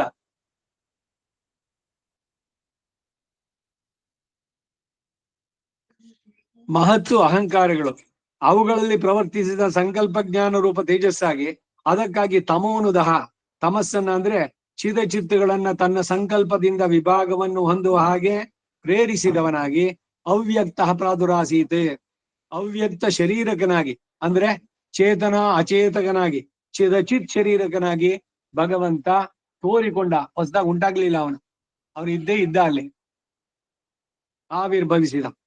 ಮೂರನೇದು ಯೋಸಾವತೀಂದ್ರಿಯ ಗ್ರಾಹ್ಯ ಸೂಕ್ಷ್ಮ ವ್ಯಕ್ತ ಸನಾತನಃ ಸರ್ವಭೂತಮಯೋ ಚಿಂತ್ಯ ಸ ಏಷ ಸ್ವಯಂ ಉದ್ಭುತೌ. ಯೋಸೌ ಯಾವ ಈ ಪರಮಾತ್ಮನು ಅತೀಂದ್ರಿಯ ಗ್ರಾಹ್ಯ, ಇಂದ್ರಿಯಗಳಿಂದ ಗ್ರಹಿಸಲು ಸಾಧ್ಯವಿಲ್ಲದವನಾಗಿ ಅಂದ್ರೆ ಶಾಸ್ತ್ರೈಕ ಗಮ್ಯನಾಗಿ, ಶಾಸ್ತ್ರಗಳಲ್ಲಿ ತಿಳಿಸಿದ ಅದರಿಂದಾನೇ ಅವನನ್ನ ತಿಳಿಯೋದಕ್ಕೆ ಸಾಧ್ಯ. ಈಗ ಆತ್ಮನನ್ನಾಗ್ಲಿ ಅಥವಾ ಪರಮಾತ್ಮನನ್ನಾಗ್ಲಿ ತಿಳಿಯೋದು ಹೇಗೆ ಅಂದ್ರೆ ಶ್ರುತ್ಯೈಕ ಗಮ್ಯ, ಶ್ರುತಿಗಳಿಂದಲೇ ಅಂದ್ರೆ ವೇದಗಳಿಂದಲೇ ತಿಳಿಯಬೇಕಾದದ್ದು. ಎಲ್ಲಿ ನಮ್ಮ ಈಗ ವಿಜ್ಞಾನ ಇಷ್ಟೆಲ್ಲ ಮುಂದುವರೆದಿದೆಯಲ್ಲ, ಆತ್ಮವನ್ನ ಹಿಡಿದು ತೋರಿಸ್ಲಿ ಎಲ್ಲ ಅನೇಕ ಬಾರಿ ನಾವು ನೋಡಿದ್ವಿ ಹಿಂದೆ. ಈ ಓಪನ್ ಹಾರ್ಟ್ ಸರ್ಜರಿ ಮಾಡಿದ್ದಾರೆ, ಹೃದಯ ಸುಪ್ರತಿಷ್ಠಿತ ಅಂತ ಅಲ್ಲಿ ಹೇಳ್ತು. ಹೃದಯದಲ್ಲಿ ಇದಾನಂತಲ್ಲ, ಯಾವ್ದೋ ಒಂದು ಕ್ರಿಮಿ ತರ ಇದಾನ, ಇಲ್ಲ ಮೈಕ್ರೋಸ್ಕೋಪ್ ನಲ್ಲಿ ಕಾಣಿಸುವಂತ ಅಮೀಬಾ ಬ್ಯಾಕ್ಟೀರಿಯಾ ಆ ತರದಲ್ಲಿ ಇದಾನ ಆತ್ಮ, ಅವನ ಸ್ವರೂಪನ. ಹೀಗೆ ಭಗವಂತ ಯಾರಿಗೂ ಕಾಣಕೊಡಾನವನ್ ಅಂತವನನ್ನ ಮತ್ತೆ ನೋಡ್ದೆ ಅಂತ ಹೇಳ್ತಾರಲ್ಲ, ತಿರುಕಂಡೇನ್ ಪನ್ಮೇನಿ ಕಂಡೇನ್, ನಾನು ಅವನನ್ನ ನೋಡ್ದೆ ಅಂತಾರೆ. ನೋಡೋದಕ್ಕೆ ಸಾಧ್ಯವೋ? ಸಾಧ್ಯ ಇದೆ, ಸಾಧ್ಯವೇ ಇಲ್ಲ ಅಂತಲ್ಲ, ಆದ್ರೆ ಸಾಮಾನ್ಯವಾಗಿ ಕಾಣಿಸೋಲ್ಲ. ಹಾಗೆ ಇಂದ್ರಿಯಗಳಿಗೆ ಗ್ರಹಿಸಲ್ಪಡುವಂತಹದ್ದು ವಿಷಯಗಳು ಏನಿದೆಯೋ ಅದೆಲ್ಲ ಈ ಮೆಟೀರಿಯಲ್ ಇದ್ರಲ್ಲಿ ಬರುವಂತಹದ್ದು. ಅತೀಂದ್ರಿಯವಾದದ್ದು ಇದೆಯೋ, ಇಂದ್ರಿಯಗಳಿಗೆ ಅತೀತವಾದದ್ದು ವಿಜ್ಞಾನ ಒಪ್ಪೋದಿಲ್ಲ, ಆದ್ರೆ ಇದೆಯೋ? ಇದೆ. ಅದನ್ನ ನಾವ್ ಹೇಳ್ತೀವಿ ಅತೀಂದ್ರಿಯ ಗ್ರಾಹ್ಯ, ಇಂದ್ರಿಯಗಳಿಂದ ಗ್ರಹಿಸಲು ಸಾಧ್ಯವಿಲ್ಲದವನಾಗಿ ಅಂದ್ರೆ ಶಾಸ್ತ್ರೈಕ ಗಮ್ಯನಾಗಿ. ಅತೀಂದ್ರಿಯ ಗ್ರಾಹ್ಯತ್ವ ಗಗನ ಕುಸುಮಾದಿ ತುಚ್ಛವಾದಗಳಿಗೂ ಉಂಟು, ಇಂದ್ರಿಯಗಳಿಂದ ಗ್ರಹಿಸೋಕ್ಕಾಗಲ್ಲ. ಆಕಾಶದಲ್ಲಿ ಪುಷ್ಪವಿದೆ, ಆ ರೀತಿ ಭಗವಂತ ಇದ್ದಾನೆ ಅಂತ ಮಾಡುದು ಅದು ಕವಿಗಳ ಒಂದು ಕಲ್ಪನೆ. ಗಗನ ಕುಸುಮ ಆಗೋ ಅಂತಂದ್ರೆ ಸೂಕ್ಷ್ಮ, ಸೂಕ್ಷ್ಮವಾಗಿ ಅವ್ಯಕ್ತ ಶರೀರಕನಾಗಿ ಅವ್ಯಕ್ತದಿಂದ ಸೇರಿದ ನಂತರ ವಿಕಾರ ಹೊಂದುತ್ತಾನೋ ಅಂತಂದ್ರೆ ಸನಾತನಃ, ಎಂದಿಗೂ ಸ್ವಭಾವತಃ ಅವನಲ್ಲಿ ವ್ಯತ್ಯಾಸವೇ ಇರೋಲ್ಲ, ಸ್ವಭಾವದಲ್ಲಿ ವ್ಯತ್ಯಾಸ ಇಲ್ಲದವನು. ಹಾಗೆ ಅಚಿಂತ್ಯ, ಊಹಿಸಲು ಅಸಾಧ್ಯನಾಗಿ, ಸರ್ವಭೂತಮಯ, ಸಮಸ್ತ ಭೂತಗಳಿಂದಲೂ ಯುಕ್ತನಾಗಿರುವಂತಹ ಪರಮಾತ್ಮನು ಯಾವನೋ ಸಹ ಏಷಃ, ಅಂತಹ ಪರಮಾತ್ಮನೇ ಸ್ವಯಂ ತಾನಾಗಿಯೇ ಉದ್ಭವೌ, ಆವಿರ್ಭವಿಸಿದ. ನಾವೆಲ್ಲ ಹುಟ್ಟಿದ ಚೇತನರಿಗೆ ಹೇಳುವಂತಹದ್ದು, ಆದ್ರೆ ಭಗವಂತನಿಗೆ ಅವತರಿಸಿದ. ಅವತರಿಸು ಬಾ ನಾರಾಯಣ.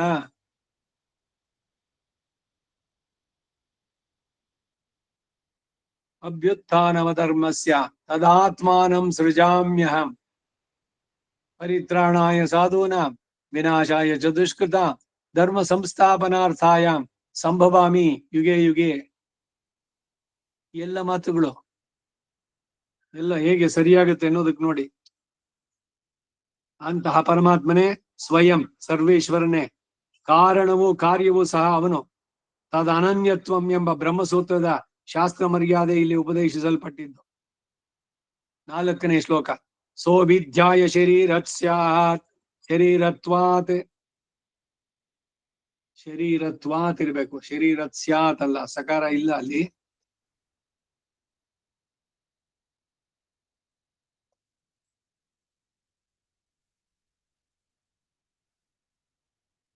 ಸಿಸೃಕ್ಷುರ್ ವಿವಿಧಾ ಪ್ರಜಾಃ ಅಪಯೇವ ಸಸರ್ಜಾದೋ ತಾಸು ವೀರ್ಯಮ ಅಪಾಸೃಜತೆ. ಹಿಂದೆ ಸಮಷ್ಟಿ ವ್ಯಷ್ಟಿ ಸೃಷ್ಟಿಗಳನ್ನ ಒಟ್ಟಿಗೆ ಹೇಳಿದವರಾಗಿ, ಈಗ ಸಮಷ್ಟಿ ವ್ಯಷ್ಟಿ ಅನ್ನೋದೆಲ್ಲ ಹಿಂದೆ ಬೇಕಾದಷ್ಟಲ್ಲಿ ಬಂದಿದೆ. ವ್ಯಷ್ಟಿ ಸೃಷ್ಟಿ ಅಂತಂದ್ರೆ ಚತುರ್ಮುಖನಿಗೆ ಕೊಟ್ಟ ಕೆಲಸ. ಅದಕ್ಕೆ ಮೊದಲು ಭಗವಂತನೇ ಎಲ್ಲವನ್ನು ಉಂಟು ಮಾಡಿದ, ಬ್ರಹ್ಮನನ್ನು ಉಂಟು ಮಾಡಿದವನು ಅವನೇ. ಇಂಡಿವಿಜುವಲ್ ಆಗಿ ದೇವ ಮನುಷ್ಯ ತಿರ್ಯಕ್ ಸಾವಿರ 4 ರೀತಿಯ ಚೇತನರ ವಿಭಾಗ ಇವುಗಳನ್ನು ಮಾಡ್ಬೇಕಾದ್ರೆ ಅದು ಬ್ರಹ್ಮನಿಗೆ ಹೇಳಿದ್ದು, ಚತುರ್ಮುಖ ಬ್ರಹ್ಮನಿಗೆ. ಅದಕ್ಕೆ ಮೊದಲು ಇವನು ಪಂಚಭೂತಗಳು ತಾನೇ ಆದ. ಇದು ಪರ್ವತ, ನದಿ, ಸಮುದ್ರ ಇವೆಲ್ಲವನ್ನು ಅವನೇ ಸೃಷ್ಟಿ ಮಾಡಿದ, ಲೋಕಗಳನ್ನು ಅವನೇ ಸೃಷ್ಟಿ ಮಾಡಿದ. ಆಮೇಲೆ ಅವನು ಬ್ರಹ್ಮ ಉಂಟಾಗಿದ್ದು. ಆ ಬ್ರಹ್ಮನಿಗೆ ಮುಂದುವರ್ಸೋನ್ ಈ ಕೆಲಸನ ಅಂತ ಕೊಟ್ಟಿದ್ದು. ಈ ಸಮಷ್ಟಿ ವ್ಯಷ್ಟಿ ಸೃಷ್ಟಿಯನ್ನ ಮಾತ್ರ ಪ್ರತ್ಯೇಕಿಸಿ ಹೇಳ್ತಾರೆ. ಸಹ ಆ ಪರಬ್ರಹ್ಮನು ಸ್ವಾತ್ ಶರೀರಾತೆ ಸ್ವಕೀಯವಾದ ಶರೀರವಾದ ತಮಸ್ಸು ಅವ್ಯಕ್ತಾವಸ್ಥೆಯಲ್ಲಿದ್ದ ಚಿದಚಿನ್ಮಿಶ್ರದಿಂದ ವಿವಿಧ ಪ್ರಜಾಹ ವ್ಯಷ್ಟಿ ಸೃಷ್ಟಿ ರೂಪದಲ್ಲಿ ಅನೇಕ ಪ್ರಾಣಿಗಳನ್ನ ಸಿಸೃಕ್ಷು ಸೃಷ್ಟಿಸಲು ಅಪೇಕ್ಷಿಸವನಾಗಿ ಅವಿದ್ಯಾಯ ಸಂಕಲ್ಪಿಸಿ ಅಪ ಏವ ಸಸರ್ಜಾದೋ ಅಂಡೋತ್ಪತ್ತಿಗೆ ಕಾರಣಭೂತವಾದಂತಹ ಸಮಸ್ತ ತತ್ವಗಳನ್ನ ಪ್ರಥಮತಃ ಸೃಷ್ಟಿಸಿದ. ಅಂಡ ಸೃಷ್ಟಿಗೆ ಬೇಕಾದ ಪೃಥ್ವಿಗೆ ಅಪ್ ಕಾರಣವಾದ್ದರಿಂದ ಅಪ ಏವ ಸಸರ್ಜ. ಆಪೋವ ಇದಮಾಸನ್ ಸಲಿಲಮಾಸೀತ್. ಆಪಹ ನೀರು, ಎಲ್ಲದಕ್ಕೂ ಆರಂಭ, ಇದೆಲ್ಲ ಬರ್ಬೇಕಾದ್ರೆ ತಾಸು ತಾಸು ವೀರ್ಯಂ ಅಪಾಸೃಜತೆ. ತಾಸು ಈ ತ್ರಿವೃತ್ ಕರ್ಣವಿಲ್ಲದ ಅಪ್ಪುಗಳಲ್ಲಿ ವೀರ್ಯಂ ತ್ರಿವೃತ್ ಕರ್ಣದಿಂದ ಹುಟ್ಟಿದ ಅಂಡೋತ್ಪಾದನ ಶಕ್ತಿಯನ್ನ ಅಪಾಸೃಜತೆ ಉಂಟು ಮಾಡಿದ. ಪಂಚಭೂತಗಳನ್ನು ಉಂಟು ಮಾಡಿದ. ಆ ಪಂಚಭೂತಗಳ ಪಂಚೀಕರಣ ಅಥವಾ ತ್ರಿವೃತ್ಕರಣ ಅಂತ ಹೆಸರು. ಈ ಪಂಚೀಕರಣ ಪಂಚತ್ವವನ್ನು ಪಡೆದನು ಅಂತ ಹೇಳಿದ್ರೇನು, ಶರೀರ ಬಿಟ್ಟ ಅಂತ. ಅವುಗಳ ಮೂಲ ರೂಪಕ್ಕೆ ಹೋಗಿ ಸೇರುವಂತಹದ್ದು. ಅವುಗಳ ಸಂಯೋಗದಿಂದ ಉಂಟಾಗಿರೋದು ಶರೀರ. ಇವೆಲ್ಲ ಹಿಂದೆನೆ ಬಹಳಷ್ಟೆಲ್ಲ ಸರಿ ಬಂತು. ಈಗ ತಂದೆ ತಾಯಿ ಸೇರಿದಾಗ್ಲೆಲ್ಲ ಮಕ್ಳು ಹುಡ್ತಾರೋ. ಆ ಶರೀರ ಉಂಟಾಗೋದಕ್ಕೆ ಇವರು ಬರೀ ಒಂದು ನೀವು ಇನ್ಸ್ಟ್ರೂಮೆಂಟ್ ಅಷ್ಟೇ, ವ್ಯಾಜವೇ ಹೊರತು ಅವರು ಸೇರಿದಾಗ್ಲೆಲ್ಲ ಮಕ್ಕಳು ಆಗೋದಿಲ್ವಲ್ಲ. ಈ ಪುರುಷ ಸ್ತ್ರೀಯ ಸಂಬಂಧ ಇಲ್ಲದೆ ಹುಟ್ಟದಂತ ಅವರಿದ್ದಾರಲ್ಲ, ಬ್ರಹ್ಮನ ಮಾನಸ ಪುತ್ರರು, ಇವರೆಲ್ಲ ಎಲ್ಲ ಹೇಗೆ ಉಂಟಾದ್ರು? ಬ್ರಹ್ಮನ ಮನಸ್ಸಿನಿಂದ, ಪರಬ್ರಹ್ಮನಿಂದಾನೇ ಉಂಟಾದವರು ಬ್ರಹ್ಮರು, ನವಬ್ರಹ್ಮ ಅಂತ. ಆಮೇಲೆ ಈ ಪ್ರಜಾಪತಿ ಕಾಲದಲ್ಲಿ ದಕ್ಷ ಪ್ರಜಾಪತಿ ಅಲ್ಲಿಂದ ಮುಂದಕ್ಕೆ ಬಂದಿದ್ದು, ಶರೀರವನ್ನು 2 ಭಾಗ ಮಾಡಿ ಆತ್ಮ ಇದ್ರದಕ್ಕೆ ಒಂದು ಪುರುಷ ಇನ್ನೊಂದು ಸ್ತ್ರೀ, ಪುರುಷ ಸ್ತ್ರೀ ಅಂತ ಮಾಡಿ ಅವರಿಬ್ಬರಲ್ಲಿ ಆ ಇದನ್ನ ತಂದು ಅವರಿಂದ ಮುಂದಕ್ಕೆ ಗರ್ಭೋತ್ಪತ್ತಿ, ಇವುಗಳೆಲ್ಲ ಒಂದು ಕ್ರಮ ಮುಂದಕ್ಕೆ ಬಂದಿದ್ದು. ಅಯೋನಿಜರಾಗಿರುವಂತವ್ರು ಬೇಕಾದಷ್ಟು ಜನ. ಯಾವುದಕ್ಕೂ ಆಶ್ಚರ್ಯ ಪಡುವಂಗೆ ಇಲ್ಲ. ಹೇಗ್ ಸಾಧ್ಯ ಇದೆಲ್ಲ? ಕಮಲದ ಪುಷ್ಪದಿಂದ ಮನುಷ್ಯ ಹುಟ್ಟಕ್ ಸಾಧ್ಯನೇ? ಅವನ ಸಂಕಲ್ಪ ಇದ್ರು ಏನ್ ಬೇಕಾದ್ರೂ ಆಗ್ಬಹುದು. ಹೀಗೆ ಇಲ್ಲ ಅವನೊಂದು ಕೂಡ. ಅಂಡೋತ್ಪಾದನೆ ಹೇಗುಂಟಾಯ್ತು? 5ನೇ ಶ್ಲೋಕ. ತದಂಡಮಬದ್ಧೈಮಂ ಸಹಸ್ರಾಂಶು ಸಮಪ್ರಭಂ ತಸ್ಮಿನ್ ಜಜ್ಞೆ ಸ್ವಯಂ ಬ್ರಹ್ಮ ಸರ್ವಲೋಕ ಪಿತಾಮಹಃ. ಹಿಂದಿನ ಶ್ಲೋಕದಲ್ಲಿ ಸಮಷ್ಟಿ ಸೃಷ್ಟಿಯನ್ನ ಹೇಳಿ ಈ ಶ್ಲೋಕದಿಂದ ವ್ಯಷ್ಟಿ ಸೃಷ್ಟಿಯನ್ನ ಹೇಳ್ತಾರೆ.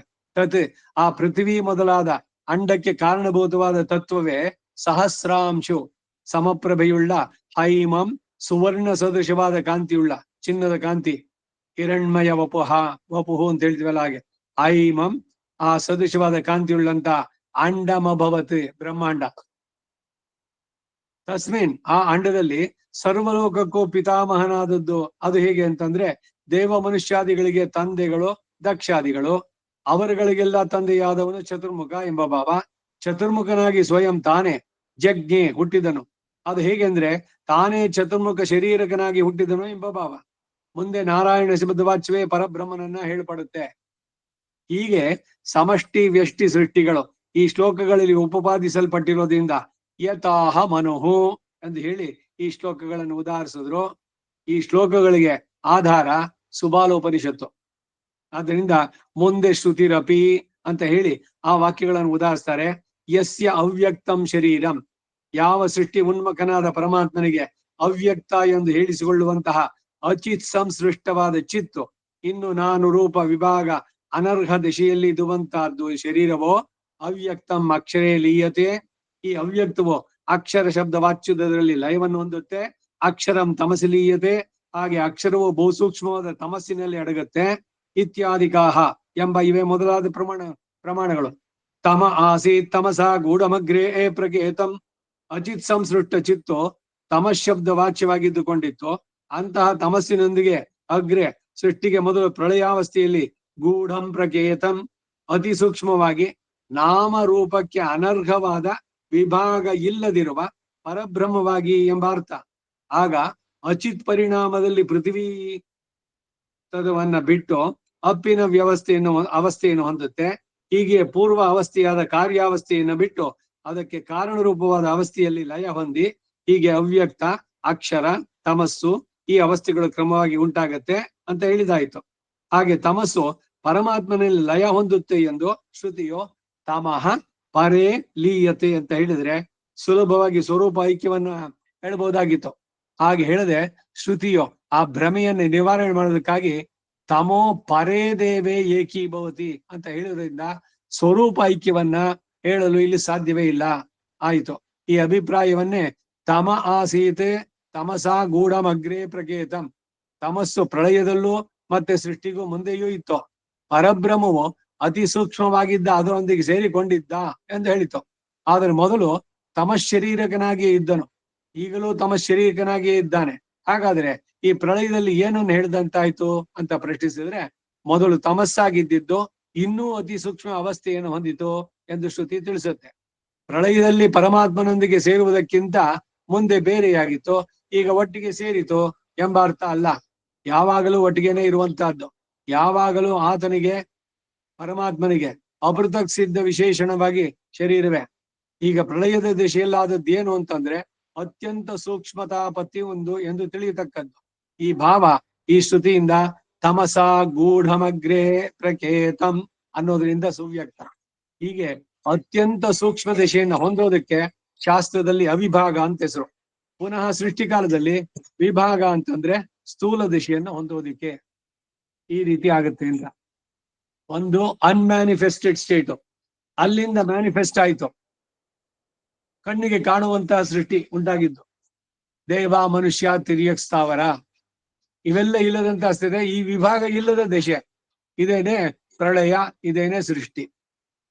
ಹೀಗೆ ಈ ಪ್ರಾಕೃತಿಕ ಪ್ರಳಯ, ಪುನಃ ಸಮಷ್ಟಿ ವ್ಯಷ್ಟಿ ಸೃಷ್ಟಿಗಳು ಇವೆಲ್ಲವೂ ಹೇಗೆ ನಡೆಸುತ್ತೇನೆ ಅಂತಂದ್ರೆ ಎಲ್ಲವನ್ನು ಕೂಡ ತನ್ನ ಸಂಕಲ್ಪ ಮಾತ್ರದಿಂದಲೇ ನಡೆಸ್ತೇನೆ ಅಂತ ಹೇಳುವುದೇ ಮುಖ್ಯವಾದದ್ದು.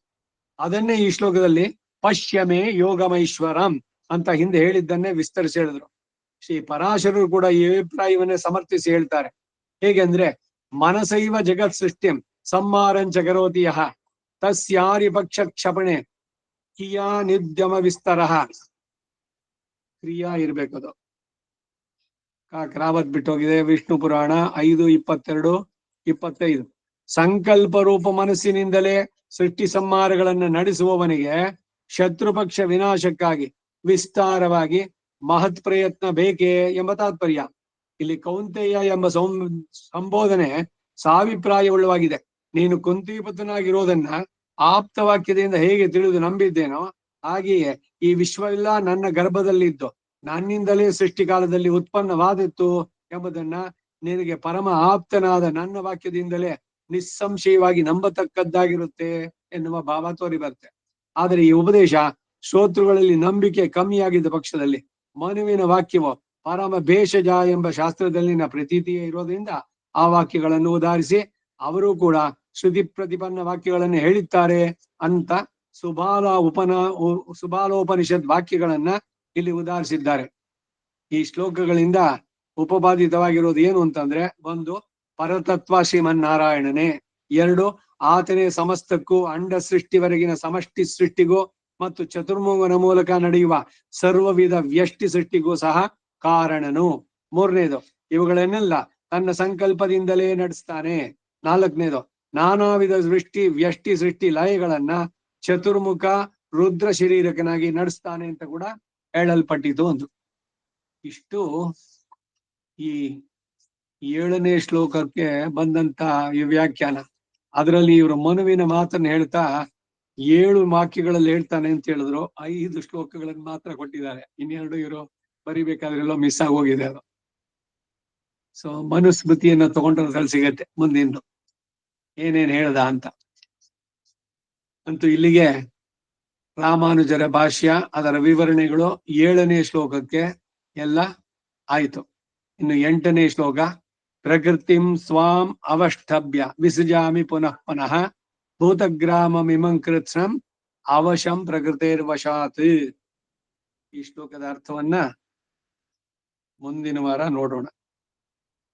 ವಸುದೇವ ಸುತಂ ದೇವಂ ಕಂಸ ಚಾಣೂರಮರ್ದನಂ ದೇವಕೀ ಪರಮಾನಂದಂ ಕೃಷ್ಣಂ ವಂದೇ ಜಗದ್ಗುರುಂ ಅತಸಿ ಪುಷ್ಪ ಸಂಕಾಶಂ ಹಾರನೂಪುರಶೋಭಿತಂ ರತ್ನಕಂಗಣಕೀಯೂರಂ ಕೃಷ್ಣಂ ವಂದೇ ಜಗದ್ಗುರುಂ ಕುಟಿಲಾಲಕ ಸಂಯುಕ್ತಂ ಪೂರ್ಣ ಚಂದ್ರ ನಿಭಾನನಂ ವಿಲಸತ್ಕುಂಡಲಧರಂ ದೇವಂ ಕೃಷ್ಣಂ ವಂದೇ ಜಗದ್ಗುರುಂ ಮಂದಾರಗಂಧ ಸಂಯುಕ್ತಂ ಚಾರುಹಾಸಂ ಚತುರ್ಭುಜಂ ಬರ್ಹಿ ಪಿಂಚಾವಚೂಡಾಂಗಂ ಕೃಷ್ಣಂ ವಂದೇ ಜಗದ್ಗುರುಂ ರುಕ್ಮಿಣೀ ಕೇಳಿ ಸಂಯುಕ್ತಂ ಪೀತಾಂಬರ ಸುಶೋಭಿತಂ ಅವಾಪ್ತ ತುಳಸಿ ಗಂಧಂ ಕೃಷ್ಣಂ ವಂದೇ ಜಗದ್ಗುರುಂ ಗೋಪಿಕಾನಾಂಕುಜದ್ವಂದಂ ಗೌಂಗಮಾಂಕಿತ ವಕ್ಷಸಂ ಶ್ರೀನಿಕೇತಂ ಮಹೇಶ್ವಾಸಂ ಕೃಷ್ಣಂ ವಂದೇ ಜಗದ್ಗುರುಂ ಶ್ರೀವತ್ಸಾಂಗಂ ಮಹೋರಸ್ಕಂ ವನಮಾಲಾ ವಿರಾಜಿತಂ ಶಂಖಚಕ್ರಧರಂ ದೇವಂ ಕೃಷ್ಣಂ ವಂದೇ ಜಗದ್ಗುರುಂ ಕೃಷ್ಣಾಷ್ಟಕಮಿದಂ ಪುಣ್ಯಂ ಭ್ರಾತೃತ್ತಾಯ ಪಠೇತ್ ಕೋಟಿ ಜನ್ಮಗತಂ ಪಾಪಂ ಸ್ಮರಣೇನ ವಿನಶ್ಯತಿ.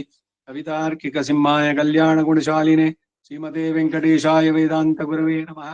ವಾದಿದ್ವಿಪ ಶಿರೋಭಂಗ ಪಂಚಾನನ ಪರಾಕ್ರಮಃ ಶ್ರೀಮಾನ್ ವೆಂಕಟನಾಥಾರ್ಯಶ್ಚಿರಂ ವಿಜಯತಾಂ ಭವಿ. ಶ್ರೀಮತೆ ನಿಗಮಾಂತ ಮಹಾದೇಶಿಕಾಯ ನಮಃ. ಸರ್ವಂ ಶ್ರೀ ವಾಸುದೇವಾರ್ಪಣಮಸ್ತು. ನಮಸ್ಕಾರ ಮಾಮ.